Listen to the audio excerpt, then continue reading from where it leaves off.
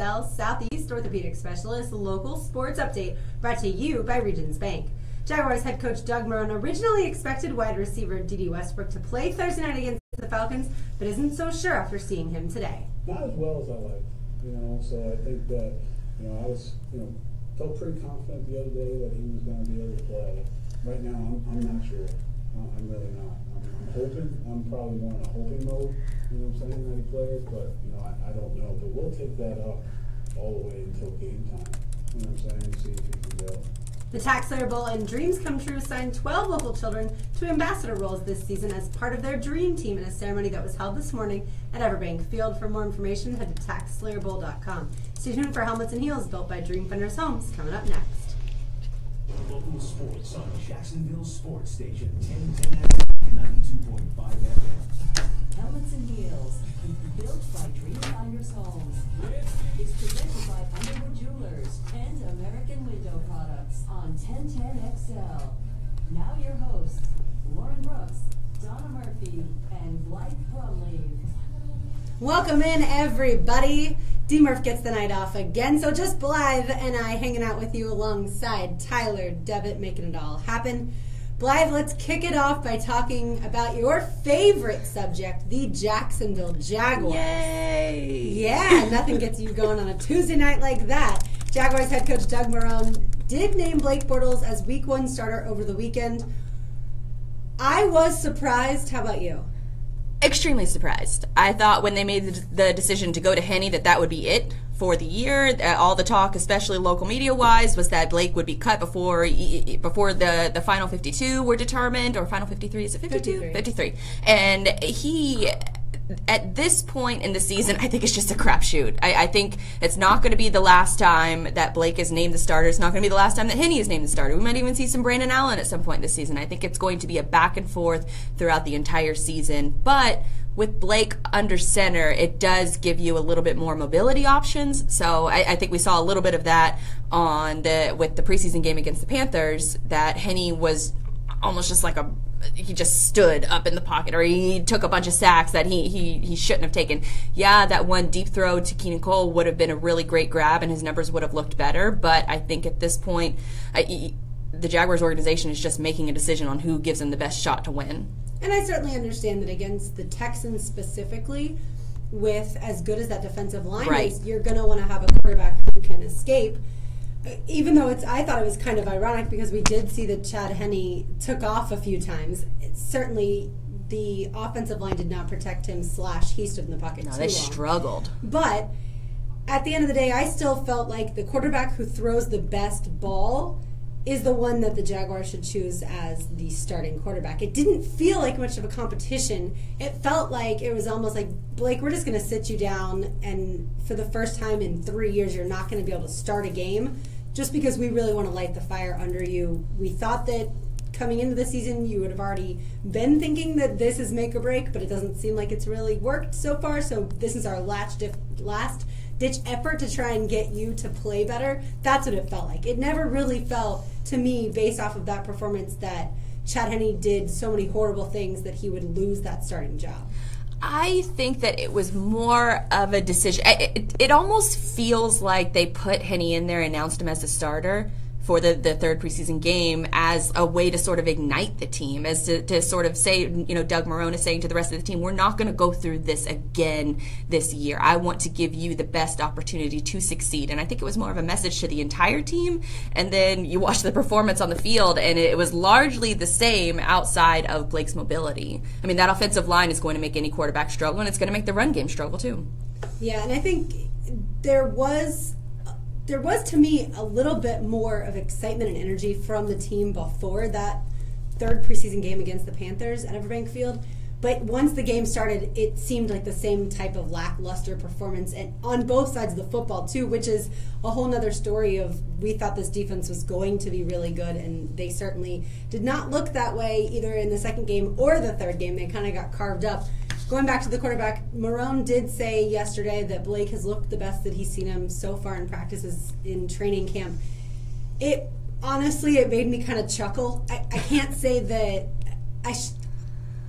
I should be feeling better about it, but I can't say that I believe him or that it gives me any confidence. I just feel I almost feel bad for Marone that his essentially his coaching career is on the shoulders of Blake Bortles or Chad Henne, and this is his second opportunity that he's gotten as a head coach, and I don't know that he's going to get another one if this crashes and burns. How many games do you think we'll see Blake start in? Besides, obviously, the first one, we know that for sure. No more than 10. No more than 10. Oh, you're going that high? I would say I would put the over-under at 8, just because I think he's going to have one catastrophic game, or he might have a catastrophic half, and then we'll see somebody else come in. We'll see Henne or maybe Allen closer towards the end of the season. But I just don't think the Jaguars are going to want to take that risk later on in the season. So I think that if they've made this decision already that they're going to go with Blake as the starting quarterback for game 1, then I don't see them changing that position for at least 6 or 7 games. I would probably put it at around 10, just because I think that the fan base and just the people in the building will just had enough, and they just want to see what all the rookies have to offer, or the anybody else but Blake. And see, certainly this question is predicated on who else is on the team as far as quarterback options go. Do we see this weekend that one of the 2 quarterbacks, either Henne or Allen, are cut and somebody else is brought in? Then I think that answer might even be shorter than what I'm going to guess as far as his starts. I'm going to say 6 at the most. And that was originally what I predicted for this season as far as wins go.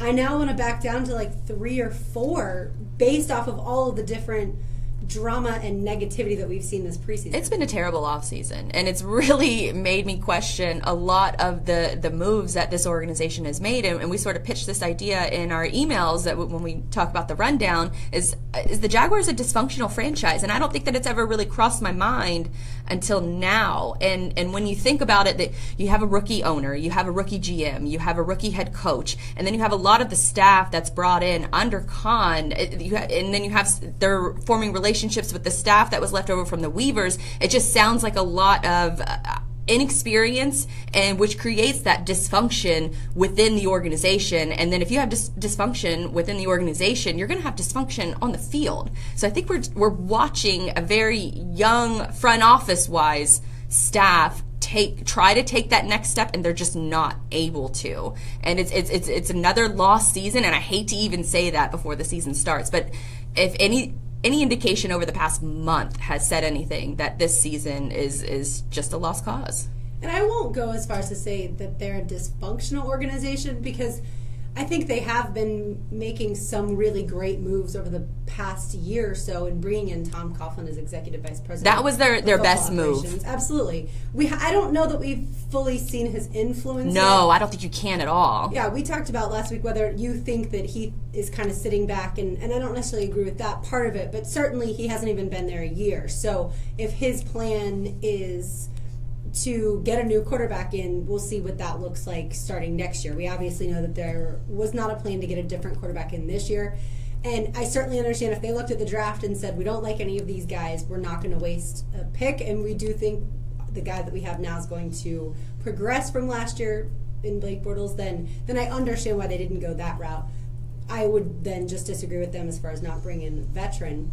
We saw Brian Hoyer look really great this past weekend in their preseason game. So I think with the 49ers. So I think I won't say that it's a dysfunctional organization yet, but I do think if Blake Bortles gets hurt, let's say, and for the first time ever, a player has to be paid that option after getting injured and not being able to pass the physical in March, then I'm probably going to switch over to the side that says, okay, you knew that was a possibility, and now you're wasting almost $20 million on a quarterback. So yes, you are now starting to trend towards where I don't even see a light at the end of the tunnel. The needs on this team 5-6 years ago are still the same to this day. And you have to look around at the roster, and I almost feel like Gus Bradley was the fall guy, because he was really the only person that was changed in this organization outside of bringing in Tom Coughlin. But that O-line has been miserable for years, and we promoted the guy who was in charge of and I like Doug Marrone. I don't love him yet, but I like like him, and he was in charge of that O-line. That was his sole responsibility, and now he's been promoted to the head coach, and we haven't seen any kind of improvement. We don't have an answer at quarterback. We don't have an answer yet at left tackle. We don't really have an answer at tight end. We don't have an answer at kicker. It's been madness throughout this entire offseason when we thought that we had gotten a few slam dunks. Well, and hopefully we have the answer at left tackle in Cam Robinson, the rookie from Alabama. We won't know, though, really, I think, until week 1. And we may not even know week 1 because that's such a good defensive line. Right. With Clowney and Merciless and Watt, obviously. So it may not be that we can tell right away. But I would say within the first month we'll be able to tell about him. Kicker Jason Myers played better Thursday night. Did you absolve him of his issues earlier in the preseason? No, I'm sort of in, and I know this sounds ridiculous, but I'm a big fan of Scobie. So I'm a fan of Scobie unretiring and coming back and kicking for the Jaguars. If you have a friggin' 50-year-old Adam Vinatieri who's out there kicking, I think that you can bring in just any competition, anybody other than Myers, because if Myers' approach is that if he's going to miss these kicks, he's not going to change any of his approach at all. And with the NFL moving the PAT back those couple years ago, it has really affected the psyche of kickers. And I think that you either got it or you don't. And he's sort of proven he's made one significant kick in his career for the Jaguars, and the game-winning kick against Baltimore, I believe. But any other, he's missing 30-yard field goals and extra point attempts. Those cannot happen. Well, we haven't seen him under pressure for real in the preseason. It would have been nice to kind of see him have to kick a game-winning, even though it's just preseason thus far. But it was funny in Thursday night's game against the Panthers, when everything was going wrong in the first quarter, I thought to myself, there are two people that are sitting back right now and going, see, it wasn't just my fault. One is Gus Bradley, the now defensive coordinator for the Los Angeles Chargers, and the other I thought was standing right there on the sideline in number 5, Blake Bortles. Like, hey guys, the running backs aren't getting anywhere, and this offensive line is crumbling, and you're seeing Chad get massacred back there. It's not just my fault. The defense is getting carved up in the middle. It's not just my fault. That's how I thought both of them were kind of looking at that. And that's a good point, too, because I think a lot of fans think that they're just going to, you can pick a quarterback off the quarterback tree or something, and you can just automatically bring them in, and all of your problems are solved. But when the news that Henne was going to start Game 3 was released, the Vegas lines for the win-loss total predictions did not change for the Jaguars. We have a lot of questions on this team outside of quarterback. Quarterback is the most important position on the field, but there are a lot of questions on this team. Yeah, and I certainly am glad that they decided to change middle linebacker back to Paul Posluszny and put Miles Jack at weak side linebacker, or strong side linebacker, and keeping Telvin Smith at weak side. I was always nervous that Puz was not going to be all that comfortable where he's going to be on the outside, and Miles Jack wasn't going to get all of the communication system down pat right away as a second-year player, since he didn't play that much last year. So that, to me, at least was one thing where they looked up, they said, you know what, this isn't going as well as we had planned. We're not going to be stubborn. We are going to do that. We would like, certainly, for them to do that about a few other positions. Right. And you'd have to give them credit where credit is due, that they will own up on a mistake and say, okay, well, we change our minds. And a lot of teams will do that for pride's sake. All right, so Thursday night, will you be locked in even though a lot of the starters will not be playing? No, I'll be in Vegas. I will not be locked in. Tyler, you and I will be locked in for Blythe. And I won't be locked in either. I will be working a touchdown radio broadcast. Indiana plays Ohio State. Oh, yeah. So you'll have to be triple locked in to cover both of us. I will do my very best. I certainly want to see Brandon Allen. I do want to see that, so I'll try to catch the game at some point, but I'll be watching highlights on my phone probably. All right, when we come back, we're going to get into Ezekiel Elliott's sports betting, speaking of Vegas, and a team that we would secretly like to cheer for. That's all next on Helmets and Heels, built by Dreamfinders Homes on 1010XL. Your live's next break. Oh, thank you. I forgot that. Oh my gosh. Hey guys, welcome in Facebook. If you are new to the show, we do this live stream every Tuesday night from 7 to 9 p.m. If you want to listen here locally in town, you can turn it to radio station 92.5 FM or on 1010 on AM. Coming up tonight, I think we're going to get into a little bit of Ezekiel Elliott. We're going to talk about, what else are we going to talk about? we're going to talk about a lot of stuff. Let me pull up my rundown since I only go segment by segment. More Jag stuff later on in the show. Maybe a little bit of Art Briles. That news came out earlier today that he was hired and then fired from a CFL team. We're going to get into a little bit of Ezekiel Elliott. Vegas betting tips. I'm going to Vegas this weekend, and I'm going to do going to my first sports book and going to be doing some betting on college football for the big weekend.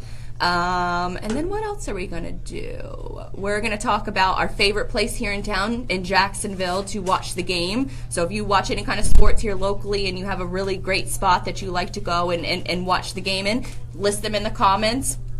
And we'll try to note some good ones that you guys mentioned. Want to try to keep it local, so no chains. I know sneakers kind of falls into that, but not really. We want to try to keep it as local as possible. So if you have any great places that you go and you watch the game at, put it in the comments, and we'll try to read them on air later in the show. Let's see. Also, what else? I don't really like to go anywhere and watch the games. I kind of like to watch them by myself.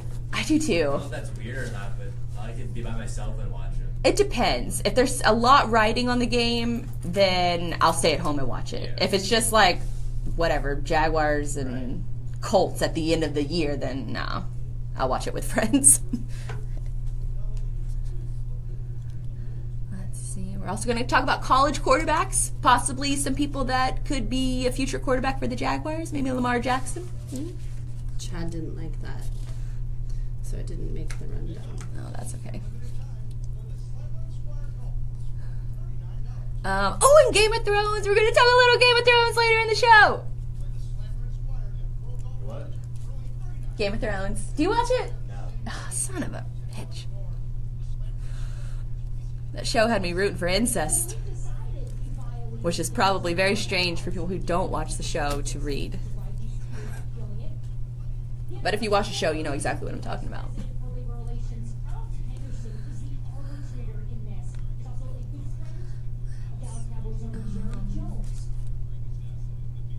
Ohio State is life.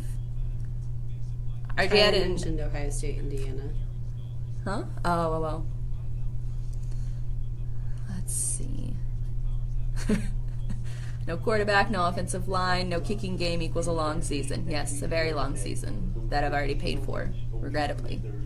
Everybody's on a tight time crunch, and I'm sure it'll be a lot for Harold Henderson to sift through, but my guess, and it's just a guess, would be that we get something by the end of the week. Let's see, what else? Thursday, a week from this Thursday. I think... The season opens a week from this Thursday. Everybody's on We have no food tonight, nothing from Stan, it'll be a lot for Harold Henderson to sift through. so we're just going to starve. Every roster is I'm just in kidding. transition. Next season opens a tight time. And if you guys are just tuning in, this is Helmets and Heels, built by Dreamfinders Homes. You can listen to us live on 1010XL AM or on 92.5 FM. And let's see. By 4 o'clock on Saturday. And so when you do that, listen to Elliott'S on the roster. R plus L equals J, team incest.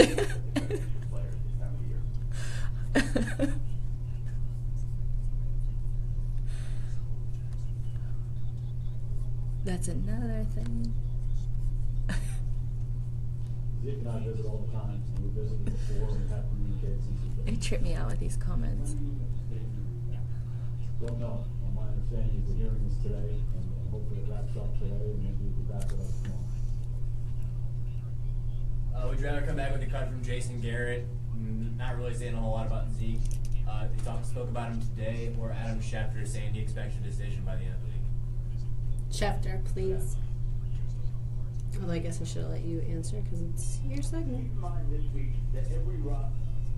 I haven't heard either, so I wouldn't know. But Garrett's probably going to give the same blasé answer here in that 30. every coach gives. Thank you. Yeah. 30 seconds.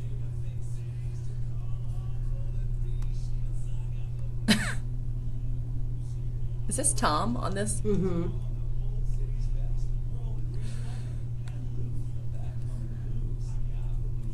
Y'all gotta listen to this commercial. Oh, I missed it.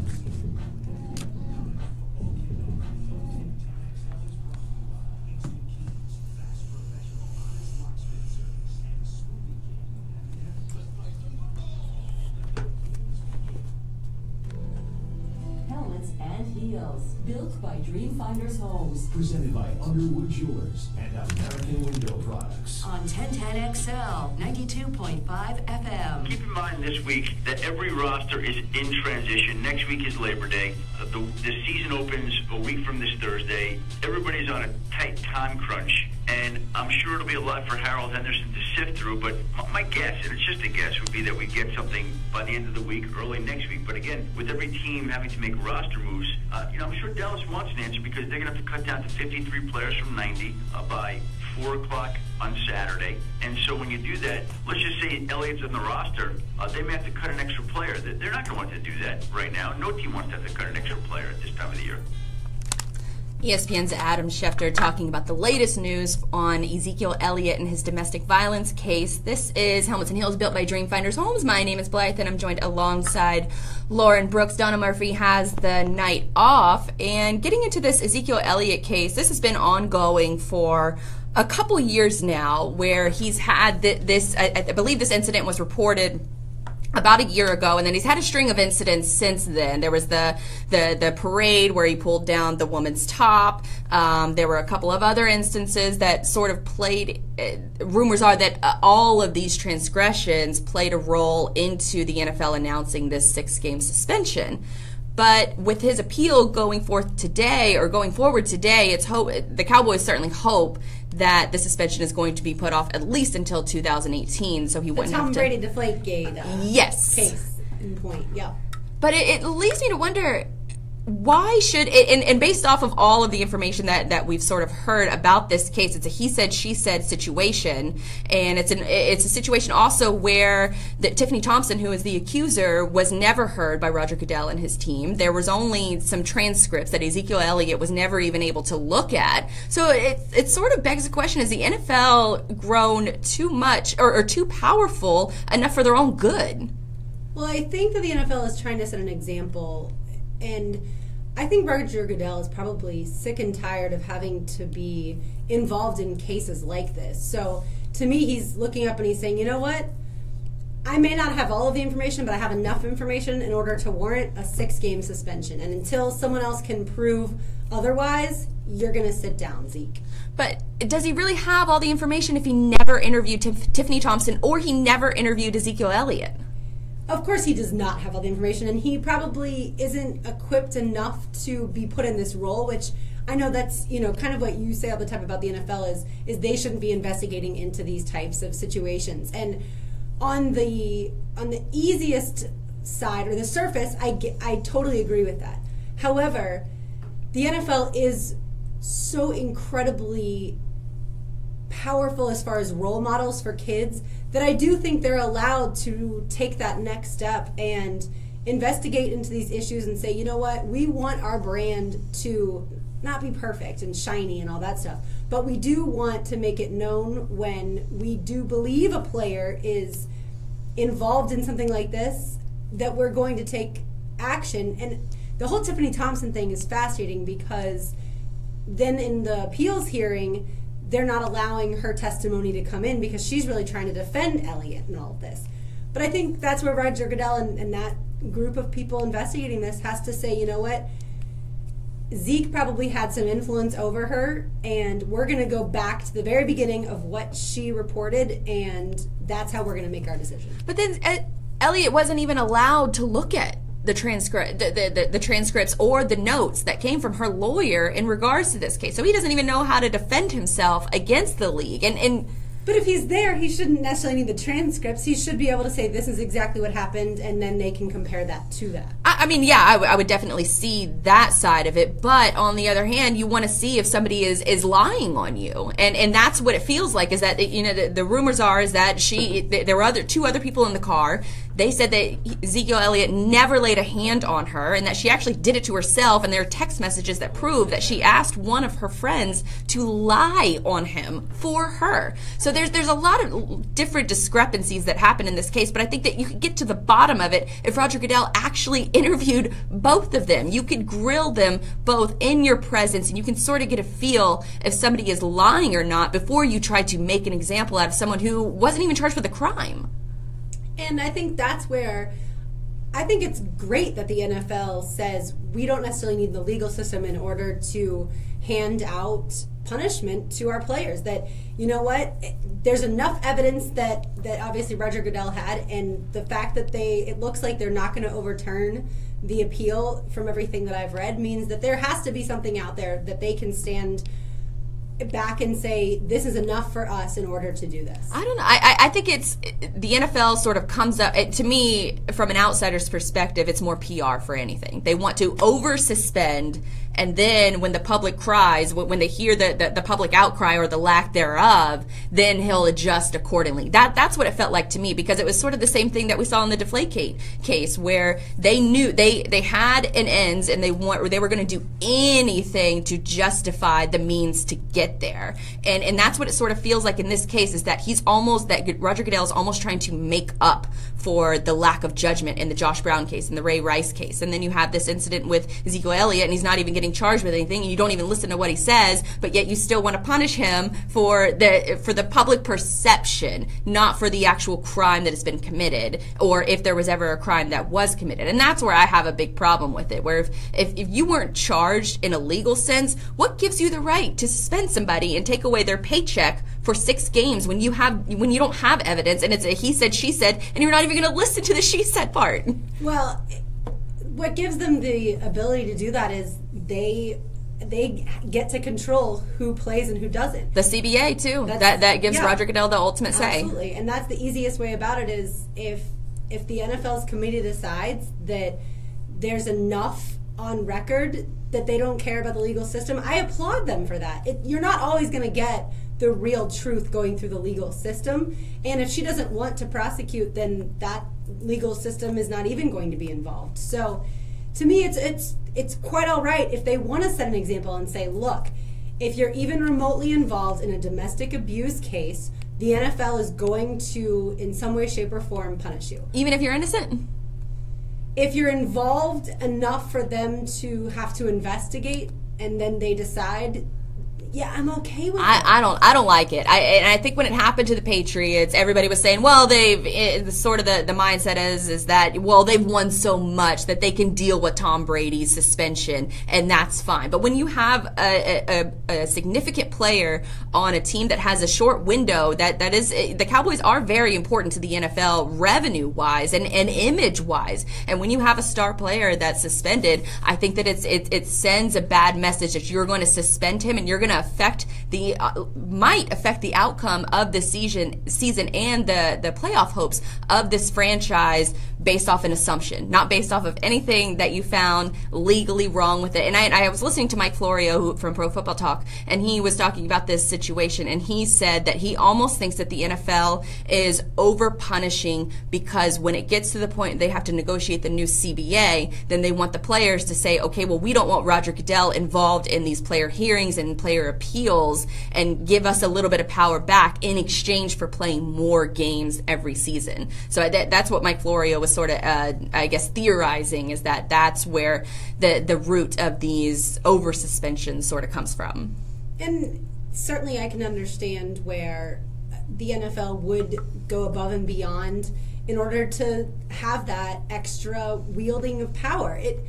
It's just like, when you're suspended when you're a kid, right, and your parents ground you. They're going to go above and beyond what you really should be grounded for because they're trying to make you understand. What'd you say? Mine did. Yeah, I was absolutely suspended, or not, I guess not. I wasn't suspended from school, but I was grounded for a whole month one time for something that really, now looking back, I'm sure my parents would say, like, yeah, that probably only deserved a week. But they're trying to make an example, and I get that from the parenting side, and I'm not saying that the NFL is a parent, but I understand where they're coming from, is that they are trying to send a message and possibly, wield some power to where they have more control. And hopefully what we end up seeing is that players or potential college football, potential NFL players will walk away from an incident or a potential issue at a bar, accident with, actually bumping into someone, but it turns into this, just massive fight at a bar. Hopefully we see a lot less of that because they think to themselves, I don't want to get suspended in college and therefore potentially miss out on the NFL or get suspended from the NFL. It's definitely a risk that you have to take playing in the sport of football, and when you get involved, I think it's Nick Saban said the other day, nothing good happens after midnight, and that's sort of been the... And nothing good happens after 3 drinks. He said that too, which I found that fantastic. It's amazing. It's right. Like, it doesn't really matter what time of day that's it true. is, but if you're, if you're imbibing whenever, then, and your intention is to be the best you can possibly be in this sport, we know it doesn't last that long. So you do have to make some sacrifices that not everyone makes. Well, speaking of risk-taking, I'm heading to Vegas this weekend, and I'm going to bet on the first ever sports book ever. I'm going to go into a sports book and bet on sports for the first time ever, which I'm pretty pumped about. Would you ever bet on sports? I bet on my Florida Gators football team when I was in the 8th grade. It was 1996, Florida v. Nebraska. I bet $5, and there has never been a larger margin of victory/defeat, depending on which team you're cheering for, in a national championship. Florida lost by the biggest margin of victory ever in a national championship in that game. I have never again bet on my team since that, and $5 when you're in 8th grade is kind of that's a lot of money. So I've never again bet on my team. That being said, when I do my fantasy golf every year, that is $100 to win a decent amount of money. And then this year I'm doing a fantasy football team with all females, and it's $50 to get in. So that is still sports betting. Right. But I would never, ever again bet on my team. But you're not necessarily going to bet on your team. No, I'm actually going to bet on a lot of college football action, because I heard that's essentially where you make more money, is not necessarily the NFL, because everybody has the NFL is hard.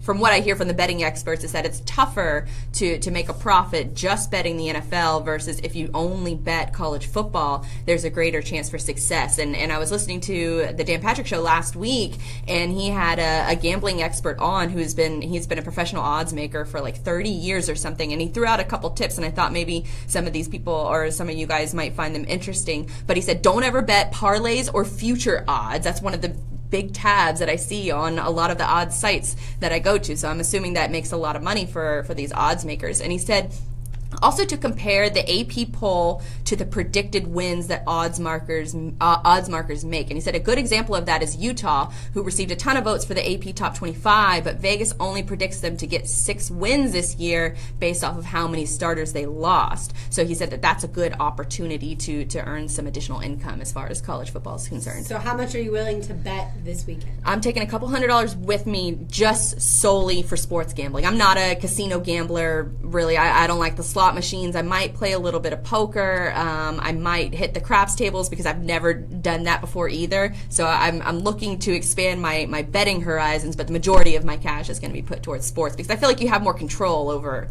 sports betting versus like a slot machine where you just put money into it and the computer code could just wipe you out. I don't know that you have any more control over betting in college, because you don't actually get to, play the game. But I know that you can trick yourself into thinking you know more about it, therefore your outcome can at least be, you hope, predicted. I guess I should clarify. Like a slot machine is essentially, they're all electronic now.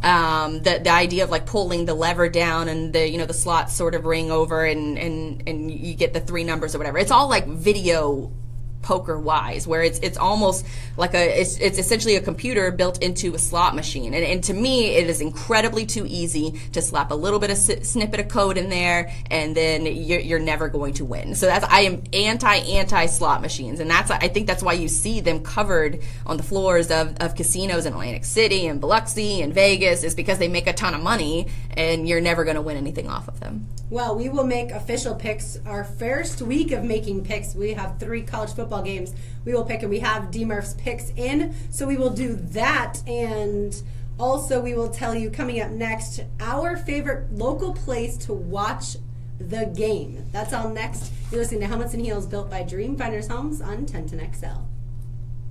Lauren Brooks here from Helmets and Heels, built by Dreamfinders Homes. It's that time of the year. Football season is back, and again this season, Dreamfinders Homes is giving you a shot to win your dream home. That's right, if the Jaguars return a punt for a touchdown at Everbank Field, one lucky family will have the chance to win $100,000 towards a Dreamfinders home. Visit a Dreamfinder Homes model home today to register for the Take It to the House promotion. Dreamfinders Homes, the official home builder of the Jacksonville Jaguars. Thank y'all. These people are killing it. Are we, if we switch allegiances, are we going to move that or talk about that? Yeah, we at can all? do that in this segment. Okay.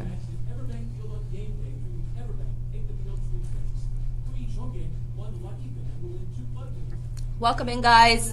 This is Helmets and Heels, and we're here every Tuesday night from 7 to 9 p.m. We have the live stream on Facebook, and then you can also listen locally if you're here in town on 1010 AM or 92.5 FM.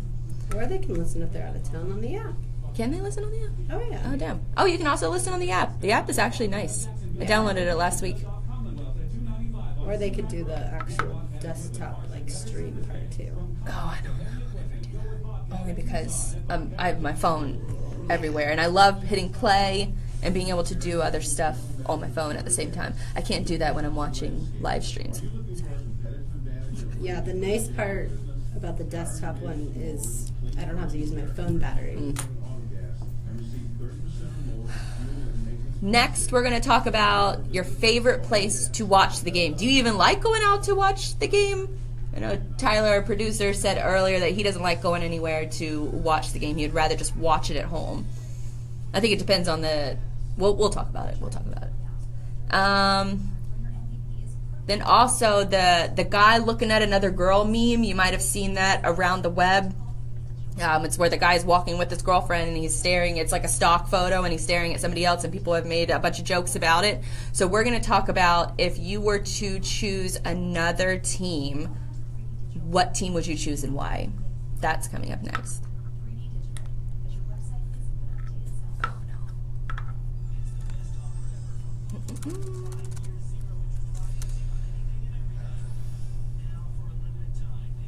I packed. That asshole pastor Joel Osteen not opening up his church. Yes! Took him like 3 days to open it up. I don't know what he's doing. Did you see that? I saw somebody sent out a couple pictures today of like his houses. His house in Houston, and then he has a house in Florida. Like 50 mil. Mansions. I mean, huge houses. And you don't open your church? There's a furniture store next door to his church that's like housing people. But his 18,000 seat arena church has closed its doors. It's ridiculous. I read on this thing earlier today, 30,000 people are in sheltered housing. 30,000. Yep. That's wild. And what's crazy is that they went to bed thinking it was a tropical storm, and they woke up and it was a Category 3. Like, that could happen to any of us. Like, last year, Matthew should have put a reality check on everybody. Yeah. At least here locally it did. Put enough of a check of reality on me that I will drive far inland from here if there's ever a... I was reading this story. This girl, she had sent out a tweet and she said, well, when they tell you to evacuate, it's a lot more difficult than... The Jaguars posted a thing today saying purchase the ticket for September 17th with... yeah, I saw this. 17, and a donation will go to first responders here in Jacksonville. Yeah, I saw that.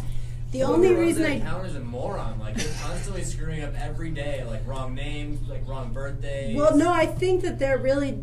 Like, I think that's what they're trying to do is to raise money for local responders in case, like, something were to happen here. As hell, though. Like, give it to the people in Houston. The Titans just donated $1 million today. Yeah. What'd you say? The Titans just donated $1 million today. That's why when I first saw that, Tyler, I was going to be like, oh, guys, good news. Because I saw the hashtag, or whatever it was, the code, Respond17. And then I asked Brent and Hayes, I was like, do you think this is a bad move? Like, that it's only going to local stuff? And they were like, well, if it doesn't say anything about Houston, it's not bad. I'm like, but it says Respond17. Like, what's the first thing someone's going to think when they see that? Is that it's going to a Houston first responder. It's obviously going towards a good cause, but Could it, one cause that should go to today. Right. It could go possibly to the people who leave Jackson, like JEA folks, like electricians that It says Jacksonville Sheriff's Office. $5 goes to Jacksonville first responders. So your $80 ticket, only $5 is going to first responders here in Jacksonville. Like, fuck that.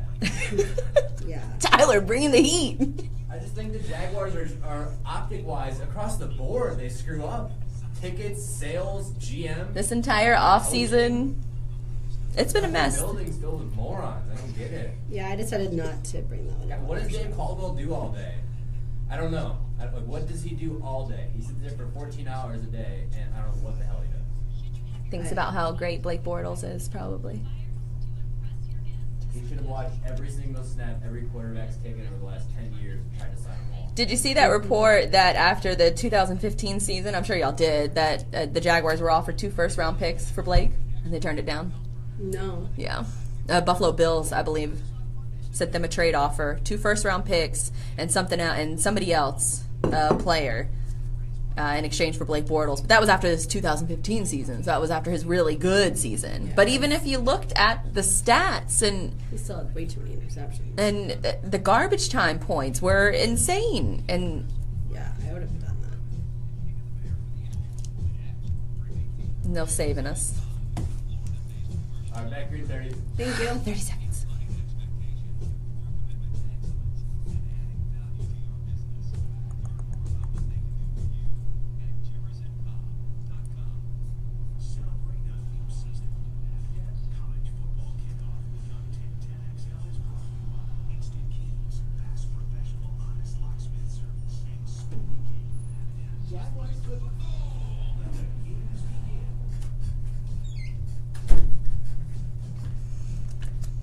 Jaguars football, 5 women, 4 women, and men. Helmets and heels, built by Dreamfinders Homes. Presented by Underwood Jewelers and American Window Products. On 1010 XL, 92.5 FM. If there's one rule in a relationship, you would think that it would be, hey, try not to make it too obvious if you're going to look at other girls. I mean, try to at least have on sunglasses and then sneak the look, or maybe even, try to just look out of the corner of your eye, but certainly never to turn your head. That seems a little too obvious, yet the guy looking at another girl meme was something that a lot of people were looking at. And Blythe, it led you to the question of if there was one sports team that you could root for secretly, what would it be? In other words, without getting caught, unlike this guy who definitely got caught. Secretly, I would root for the Raiders, I think. Just because I think their fan base is insane, almost as probably more insane than Jaguar fans. But I love their colors. I love their fan culture. I love the fact that they're moving to Vegas, which you can tell exactly what's been on my mind all day. But I think I would go with the Raiders. And first I thought about a city that I really love, but I could never root for the Titans. But I love the city of Nashville, and I love that their stadium is right at the end of Broadway. I mean, it's a great setup where the Titans Stadium is, but I could never root for them. But if Nashville had any other team but the Titans, I would root for their team. That's an understandable one. And I thought the same thing, like I do love Nashville. But as a college football fan, I would say that I had probably a little bit of a secret love affair with LSU, just because I absolutely love New Orleans, the food, the music, Yes. the culture, everything. Until the whole hurricane situation last year when LSU and athletic director Joe Oliva would not move that game. And so it ended up being a disaster, and therefore now I cannot stand LSU, and I love the fact that Florida beat LSU in the college national championship in baseball, and then hopefully Florida comes out on top again this year in the Swamp. But I would say that's who it kind of was up until this past year. But I actually will go with the Seattle Seahawks. It feels like a team and a city that's kind of like Jacksonville. They've seen success. They have such a cool stadium. I've never been to Seattle, but people have told me that I would absolutely love The 10th Washington. man. The 12th man. 12th man? Yeah, 10th man. I think I'm baseball. Yeah, it's close enough. There's just something I think cool about their colors, like the whole thing. I love the fact that their quarterback is different.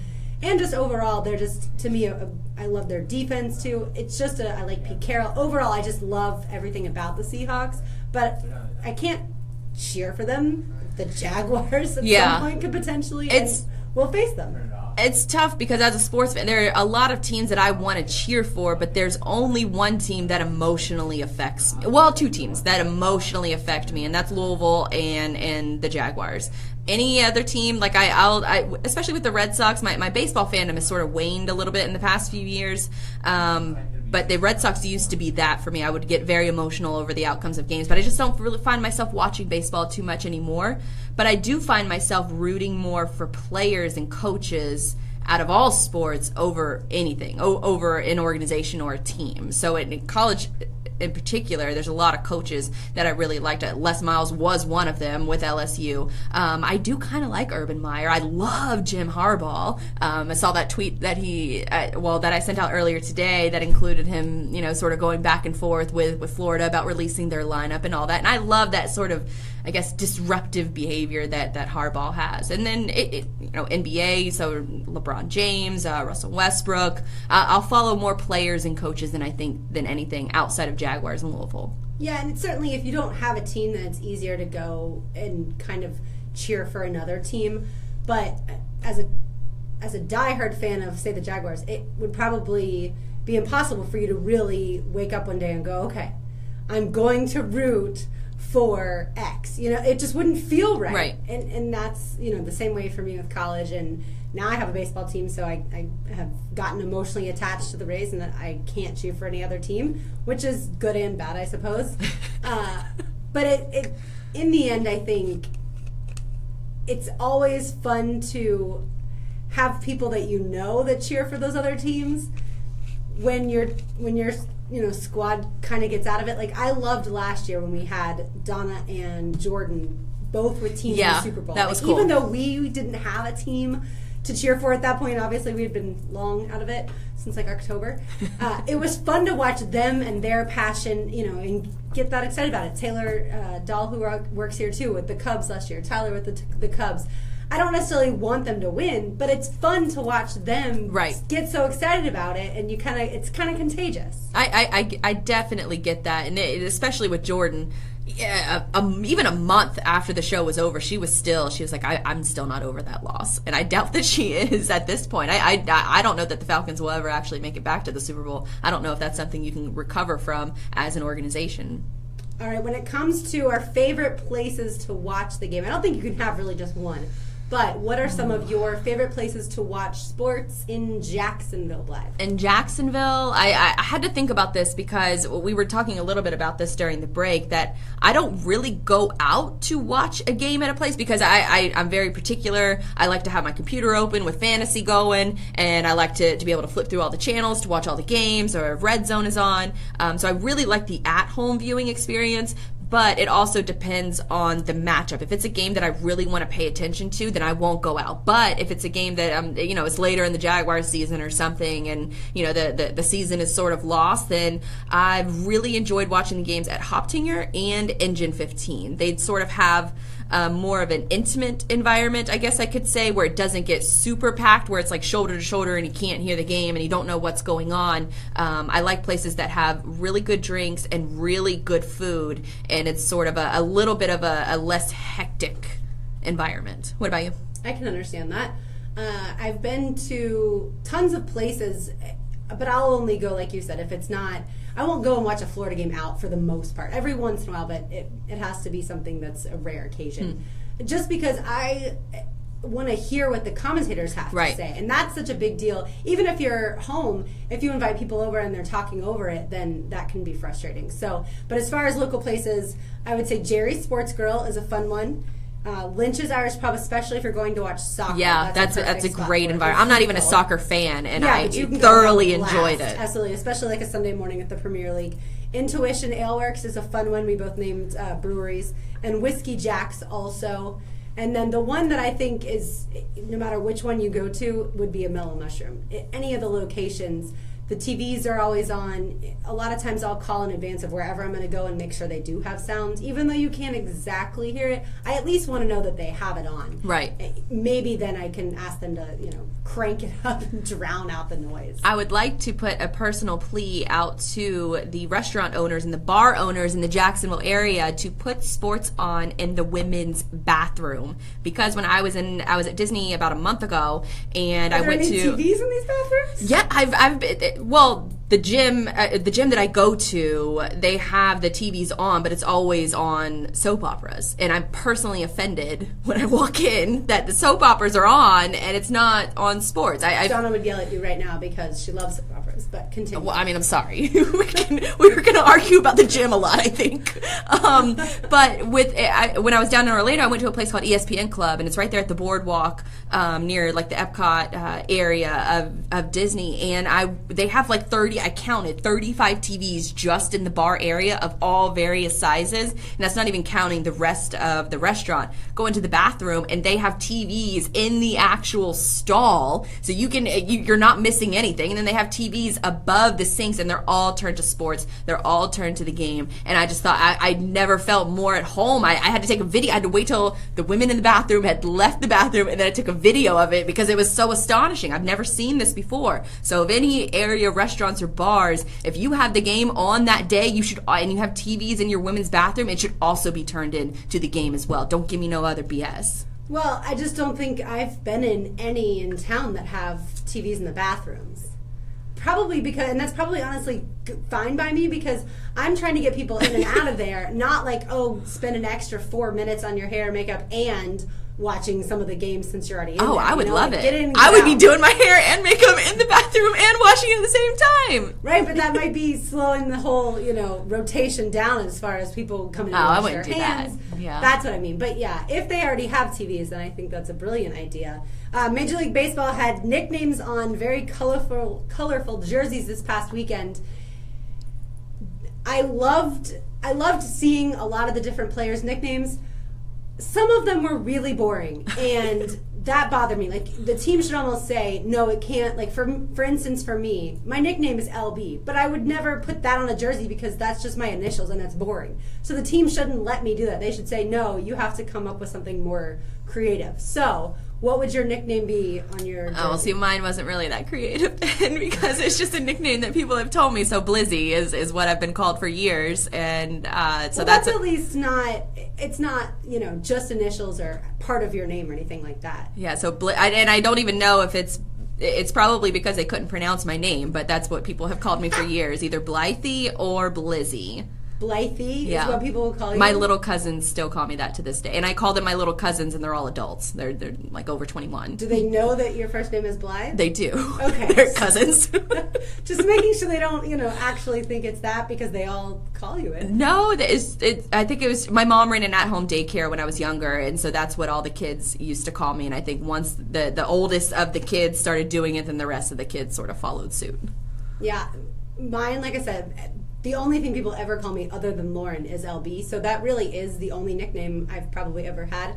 But occasionally Brian will call me LBZ, so that's very similar to yours, and certainly not nearly as creative as like the Pink Panther or anything like that. That was one of the guys I know had the Pink Panther. So wonder why he called himself the Pink Panther. And I don't know. I didn't read. I don't know if I want to know. But for instance, like Steven Souza on the Rays was Suesbot. Like, okay, not too bad, but at the same time, like I kind of wish that they had to go to the well. But then again, you can't give yourself a nickname, so then it does become kind of, you're stuck between a rock and a hard place.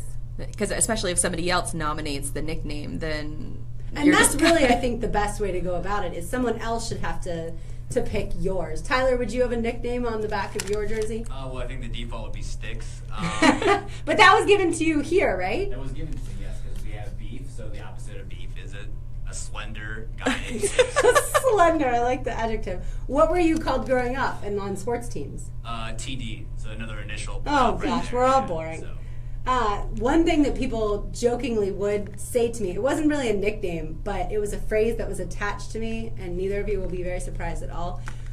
One time, my friend's dad, I was talking incessantly about who knows what, and my friend's dad just, in the middle of my sentence, goes, "Shut up!" LB.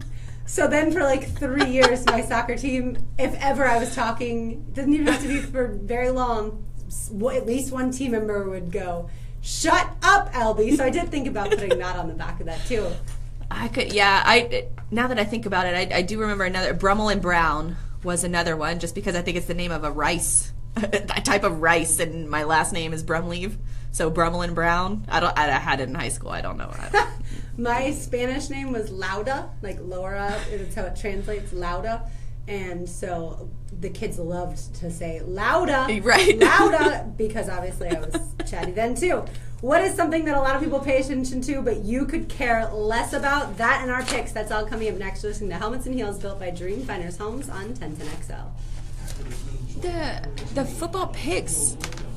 I must have gotten confused because I thought that we were going to be sent the games, but we're just picking our own She games? sent us the games at like 6 something. She sent NC State, South Carolina, Florida, Michigan, and Bama, FSU. Someone I don't have a number saved texted me, heard that mellow shout. Nice. Who is this?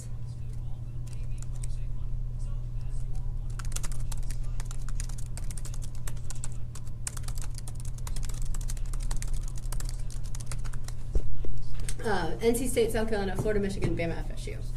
Tyler, did you hear that? What's up? We're picking straight up NC State versus South Carolina, Florida versus Michigan, Bama versus FSU. Okay. Oh boy. I gotta get that email. And then Donna picked NC State, Michigan, Alabama.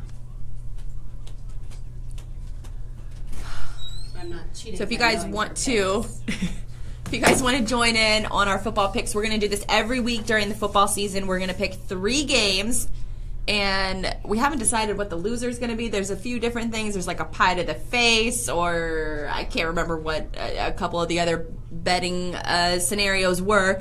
But we're going to pick 3 games every week. Vegan. Oh, you had the Tom Brady diet. That's what it was. We're not doing that one. No.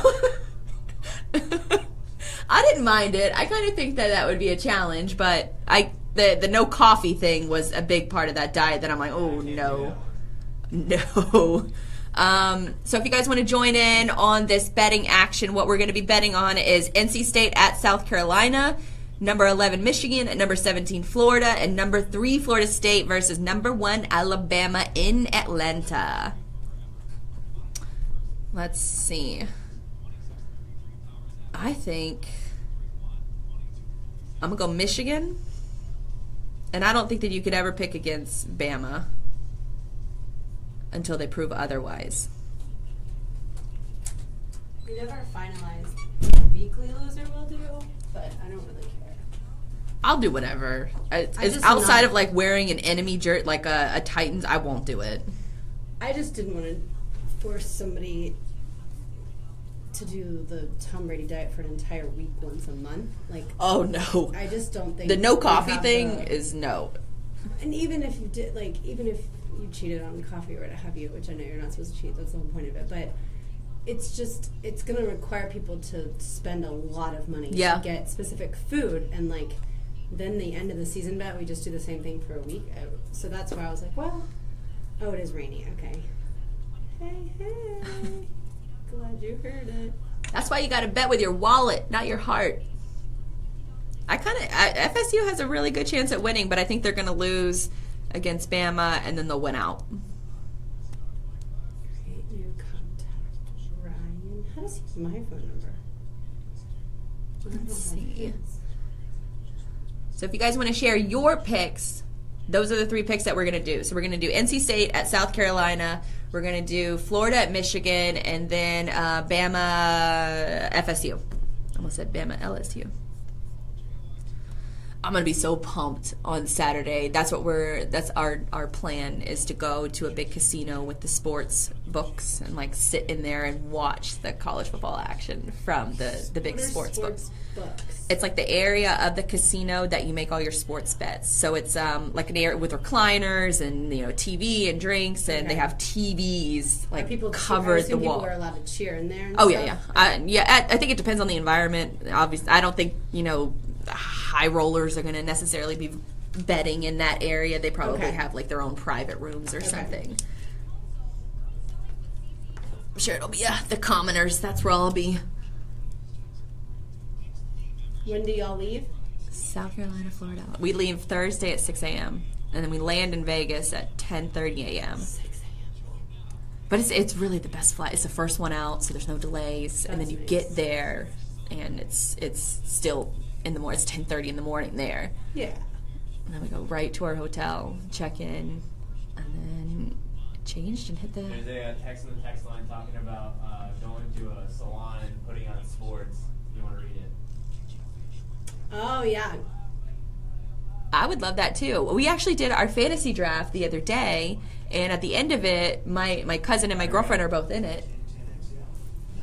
And they started cutting hair as soon as the draft was over.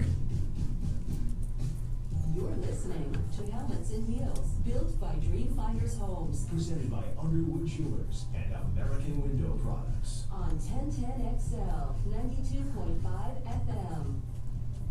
Tyler, you tell me we have a very interesting text via the text line driven by Duval Ford, 641-1010 if you want to play along. Tyler, what does it say? Hi, ladies. I went to Sports Club a couple years ago, and I was the only customer on a weekday during the off season. And the girls were all watching soap operas and politely asked if I minded. I said no, and suddenly the manager showed up. The girls were screaming, "Put on sports!" It was hilarious. My initials are also BS.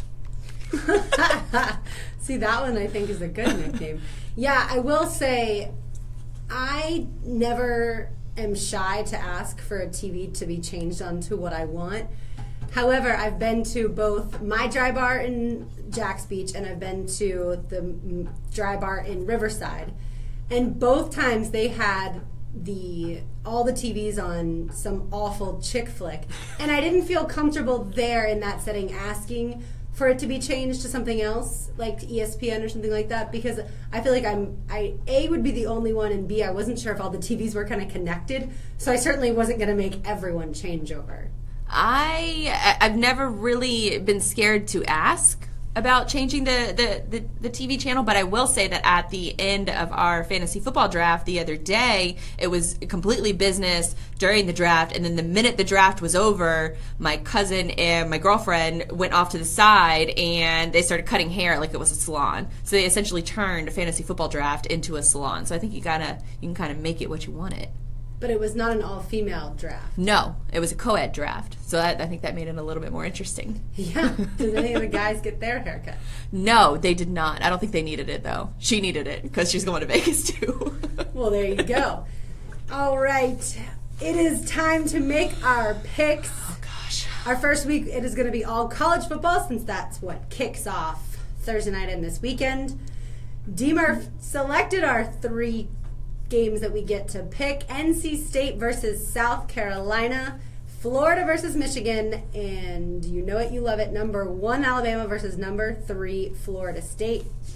I will keep track, and then I will send these to the lovely Donna Murphy, and then she will keep track from here on out. Blythe, I will start with you. NC State versus South Carolina. I'm going to go NC State. You're going ACC because you're an ACC girl.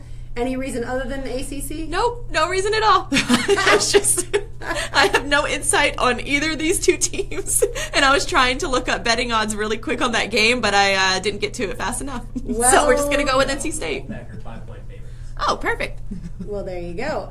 Tyler, I'm going to guess go with NC State. I am, and mainly not just because they're a 5-point favorite. I will always bet against a scenario where Will Muschamp is involved in competition. So if he's coaching a team, I'm betting against Will Muschamp. Yeah, the only problem about that is South Carolina does return 10 of 11 on offense, and Jake Bentley, the quarterback, is really, really talented.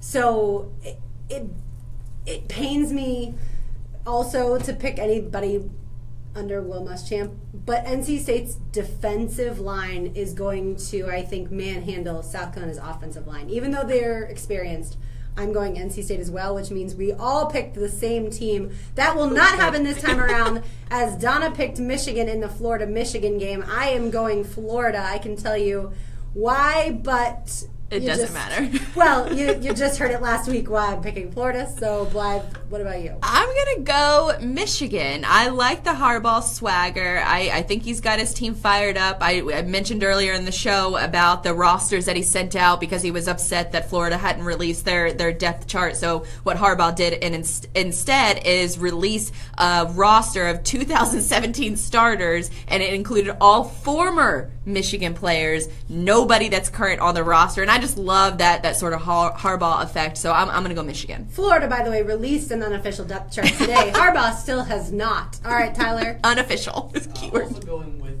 the Michigan Wolverines. I don't know who's playing quarterback for the Gators. I really hope they don't go with 3 because it never works out for anybody.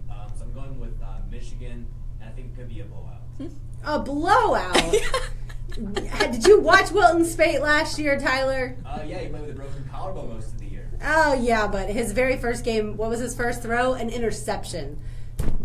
It is not going to be a blowout. All right, and finally, Tyler, I'll start with you when it comes to Florida State v. Bama.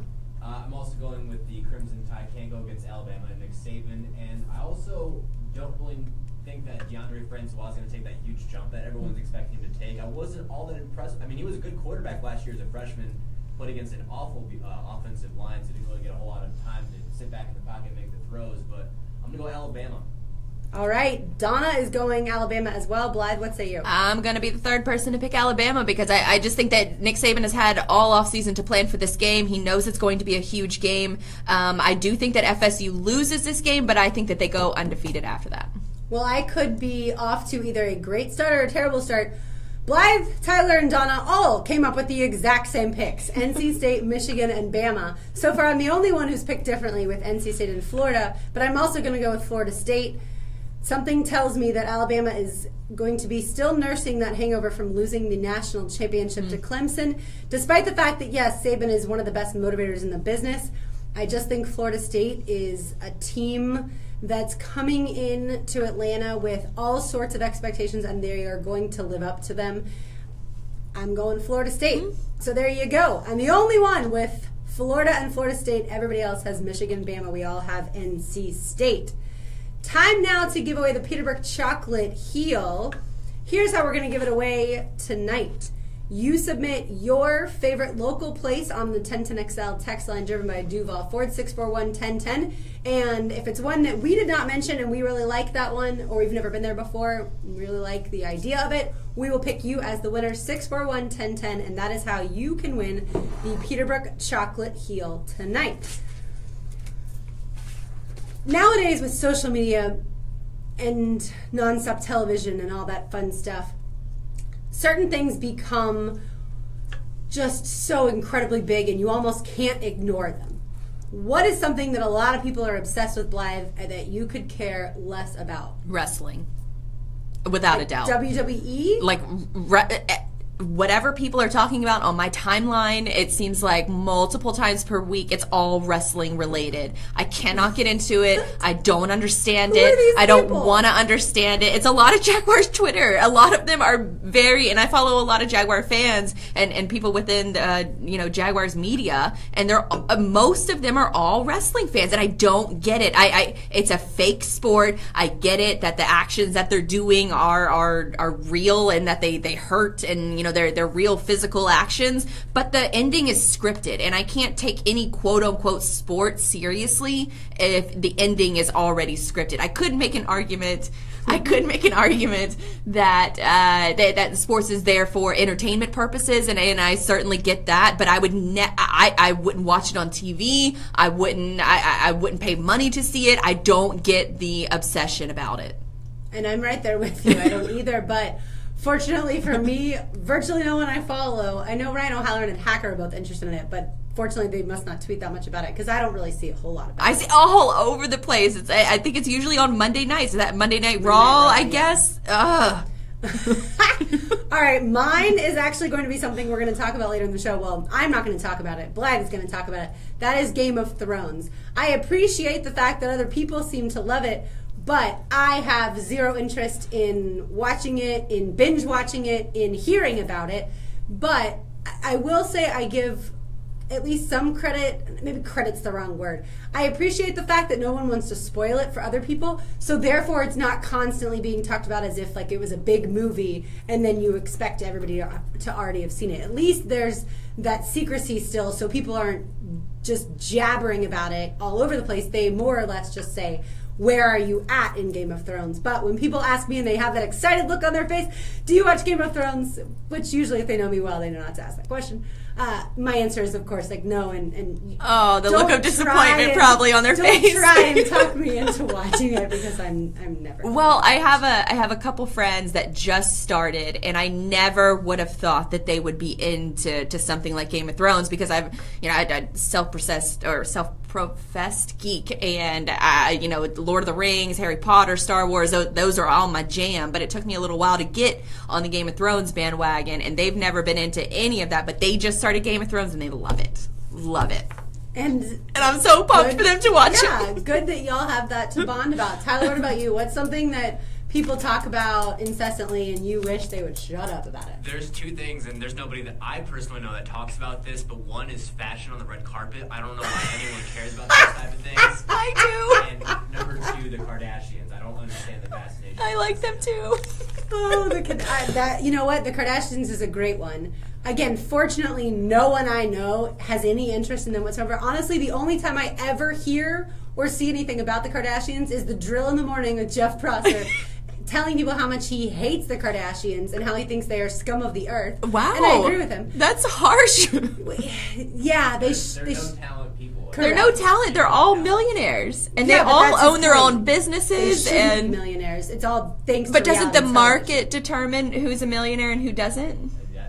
Thank capitalism for that. Yeah, sure. And so I am a capitalist. There are even bigger idiots who watch that show then. Yeah.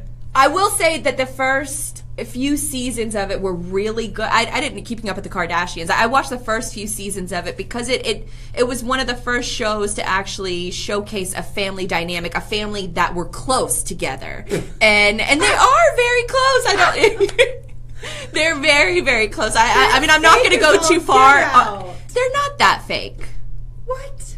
I don't know. I don't even know why I'm trying to argue. I just found the show a lot entertaining, especially during the first few seasons, because I do like seeing that dynamic between the sisters, the back and forth, even if it was, later on in the shows, which a lot of reality shows are scripted later on after they first get the first few seasons of the realness out of it, then you kind of got to be a little bit more dramatic. I think we saw that with Duck Dynasty and a few other shows, but I like the shows that show a close family that bickers together, and that's also part of why I really love Duck Dynasty when it first debuted too. Is I like seeing a close, crazy family that feeds off of each other, but also has each other's backs, and that's what I from the first few seasons of Keeping Up with the Kardashians and with Duck Dynasty. That was my favorite part of the shows. Yeah, and I would say what you see obviously on reality TV is not at all real. Oh no, it's not. And so as long as people watch it with that sense in mind, but that reminds me of two other things that I cannot stand: The Bachelor or The Bachelorette, whichever one is on. I could care less about either of those. And again, the only time I hear anything about it is on 1010XL with Dan Picken when he gives reports about The Bachelor. I don't watch those either. But I mean, that's just garbage television. And the other one that's really garbage television, and I cannot believe that anyone watches it. My heart is gold. But yeah, that's why it's garbage. And The Real Housewives. The Real Housewives. I don't watch any of those either. Are you kidding me? Like, talk about. Those are some what of is the storyline with that show. It's just housewives. Right, and they all apparently hate each other / love each other. And if any woman or man thinks that that's the way to have a friendship, oh my gosh, I want to put them in counseling. That's a good point that you bring up, because I remember it was about 5 years ago that this producer came through Jacksonville, and she wanted to start up a reality show on Jaguars fans, on female Jaguar fans. Invited me out to do an audition. I did the audition. She invited me back a couple times, wanted me to do the show, and then we actually filmed an outing of me and my girlfriends out at a bar. And then I remember after the show, she started asking me about all the details with the friends. Well, have you guys ever dated anybody's ex-boyfriends, or has there ever been been any kind of fight. So she was already trying to stir up the drama, and to me that was my big red flag, that I was like, I don't want to do this, because this is my good group of girlfriends. I'm not going to have somebody else come in here and try to pit us against each other just for the sake of TV. I don't think the show ever formalized, but I like to think that I put an end to that. At least for the sake of friendship, anyways. Way to go! All right, did y'all think of any other ones that come to mind? I did. One thing that actually probably taps both ones that I named. I absolutely hate celebrity dating and who like the latest celebrity couples are, and they want to adopt children, and like the new one's J-Lo and A-Rod. Oh, that's a big PR stunt. On like Extra and Access Hollywood about where A-Rod and J-Lo went to dinner in Hollywood. I don't care about those things. Like, I think TMZ might be one of the most garbage programs on television today, because they just sneak up on people coming out of restaurants and that type of thing, like people dating and the tabloid sensational thing. You know what I'm saying? Yes, definitely. No, I totally agree. I understand that when you become rich and famous, it is difficult to live kind of a normal life, and therefore I would absolutely hate TMZ, especially in that situation, because, and even if you're not even doing the wrong thing, if you're not wearing makeup that day, God forbid they take your picture, or if you ate too much for lunch, now that's circulating that you need to have stomach surgery. Or if you're in a bikini on the beach and they like circle where the cellulite is and they put it on the front page of a magazine. Yeah. Like, I'll be mortified. Right, I can't imagine that. So I agree. Those are all good ones. I think, you know what? We are advocates for real people doing real things. All right, we are going to get to which is more dead, NASCAR or boxing? I think we'll have differing responses on this one. Stay tuned to Helmets and Heels, built by Dreamfinders Homes on 1010XL. I will. Which is more dead, NASCAR or boxing? NASCAR by far. Mm-hmm. I think it's not even close.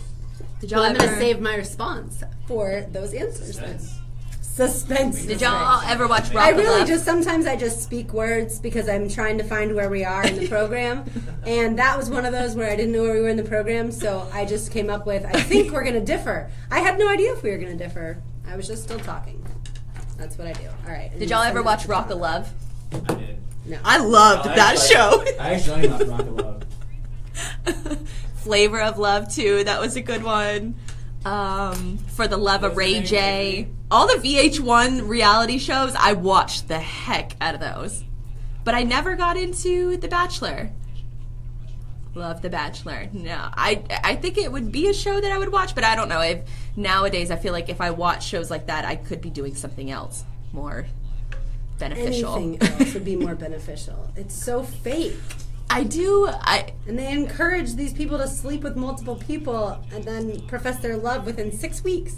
Like, if it was an actual process where it actually took like 5 months, 6 months, and that's not even enough time. No, but if you didn't actually, like, I don't know, if there was only like 3 of them and then you had 6 months, like, I think that might be a show where people would at least feel like they're watching something closer to real. Yeah. You could, and not necessarily propose, but you could fall in love in 6 months for sure. Oh, absolutely. And if you only have a few options, that's better than like starting with 12 people in a 6-week process and you're going to sleep with half of them. Like, you have a buffet. Why would you get exclusive if you have a buffet to choose from? To Donna. Subject picks. Let's see. One texter says, I'm with Blythe. Think the Kardashians are great, very successful women here in America. Oh. You can hate them, but you can't hate on their success. Yeah! We got a Kardashian fan! Next texter says they're famous for a damn sex tape. Yeah, my Not cousin really. texted me and said they are so fake. I don't think they're fake. They're as fake as I don't think they're real. I think maybe some of like the sister fights are sort of drummed up for television, but those first few seasons were significantly better than the last few seasons. I've never actually watched it. And I liked their family dynamic. They're always making fun of their mom. Her mom. I know. Like, she's the reason for y'all's success. Like, she's the brains behind most of it. And then Kim, I think, is brilliant, too, especially from, like, a marketing PR-wise. Like, she just knows how to play her audience. And I really like her fashion and makeup.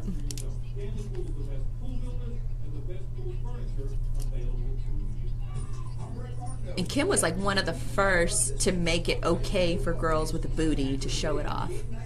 'Cause it was always something I was self-conscious about when I was younger. I can understand that part. I don't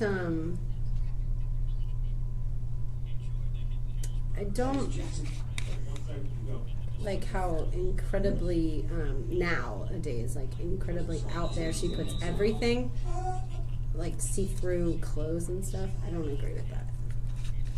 I see your point, but then I also I think of like the Europeans are so free with their body. They're not, and it's sort of like we're raised in this country to sort of be apprehensive to like the body itself and nudity and things like that. So I think once you sort of, I guess, maybe spread your wings a little bit and travel more, and I'm sure she's traveled a ton, she becomes more fluent. And it's like once people have seen you naked once, like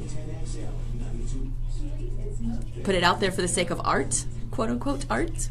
I don't know. I don't even want to fight this battle for them. I just find them incredibly entertaining, and I love Courtney. She's my favorite. She's the oldest sister. Yeah, and she's always talking shit to all of her sisters and putting them down and making fun of them. And one of the best moments is when that basketball player that Kim was married to for like 40 days or something. I can't even remember his name, but that goes to my point that Tyler will know him. Yeah, what was his name? I can't remember.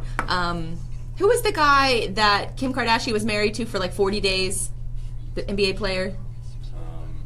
Chris... Yeah, Lamar. Oh, Chris Humphries. Yes, Chris Humphries. That's him. For like, it was like 72 days or something. So Courtney goes on like David Letterman, and he asks... And Letterman asked her, this was years ago, and he says, well, what's with the news that Kim only dated him for marketing and PR?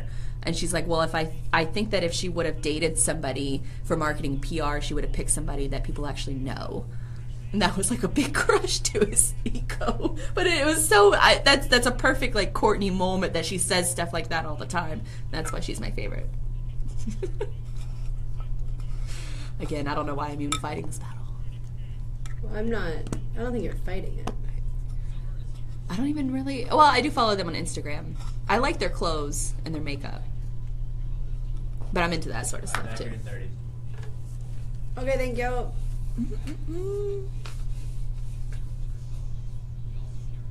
Let's see. Coming back in 30 seconds. Probably 20 now.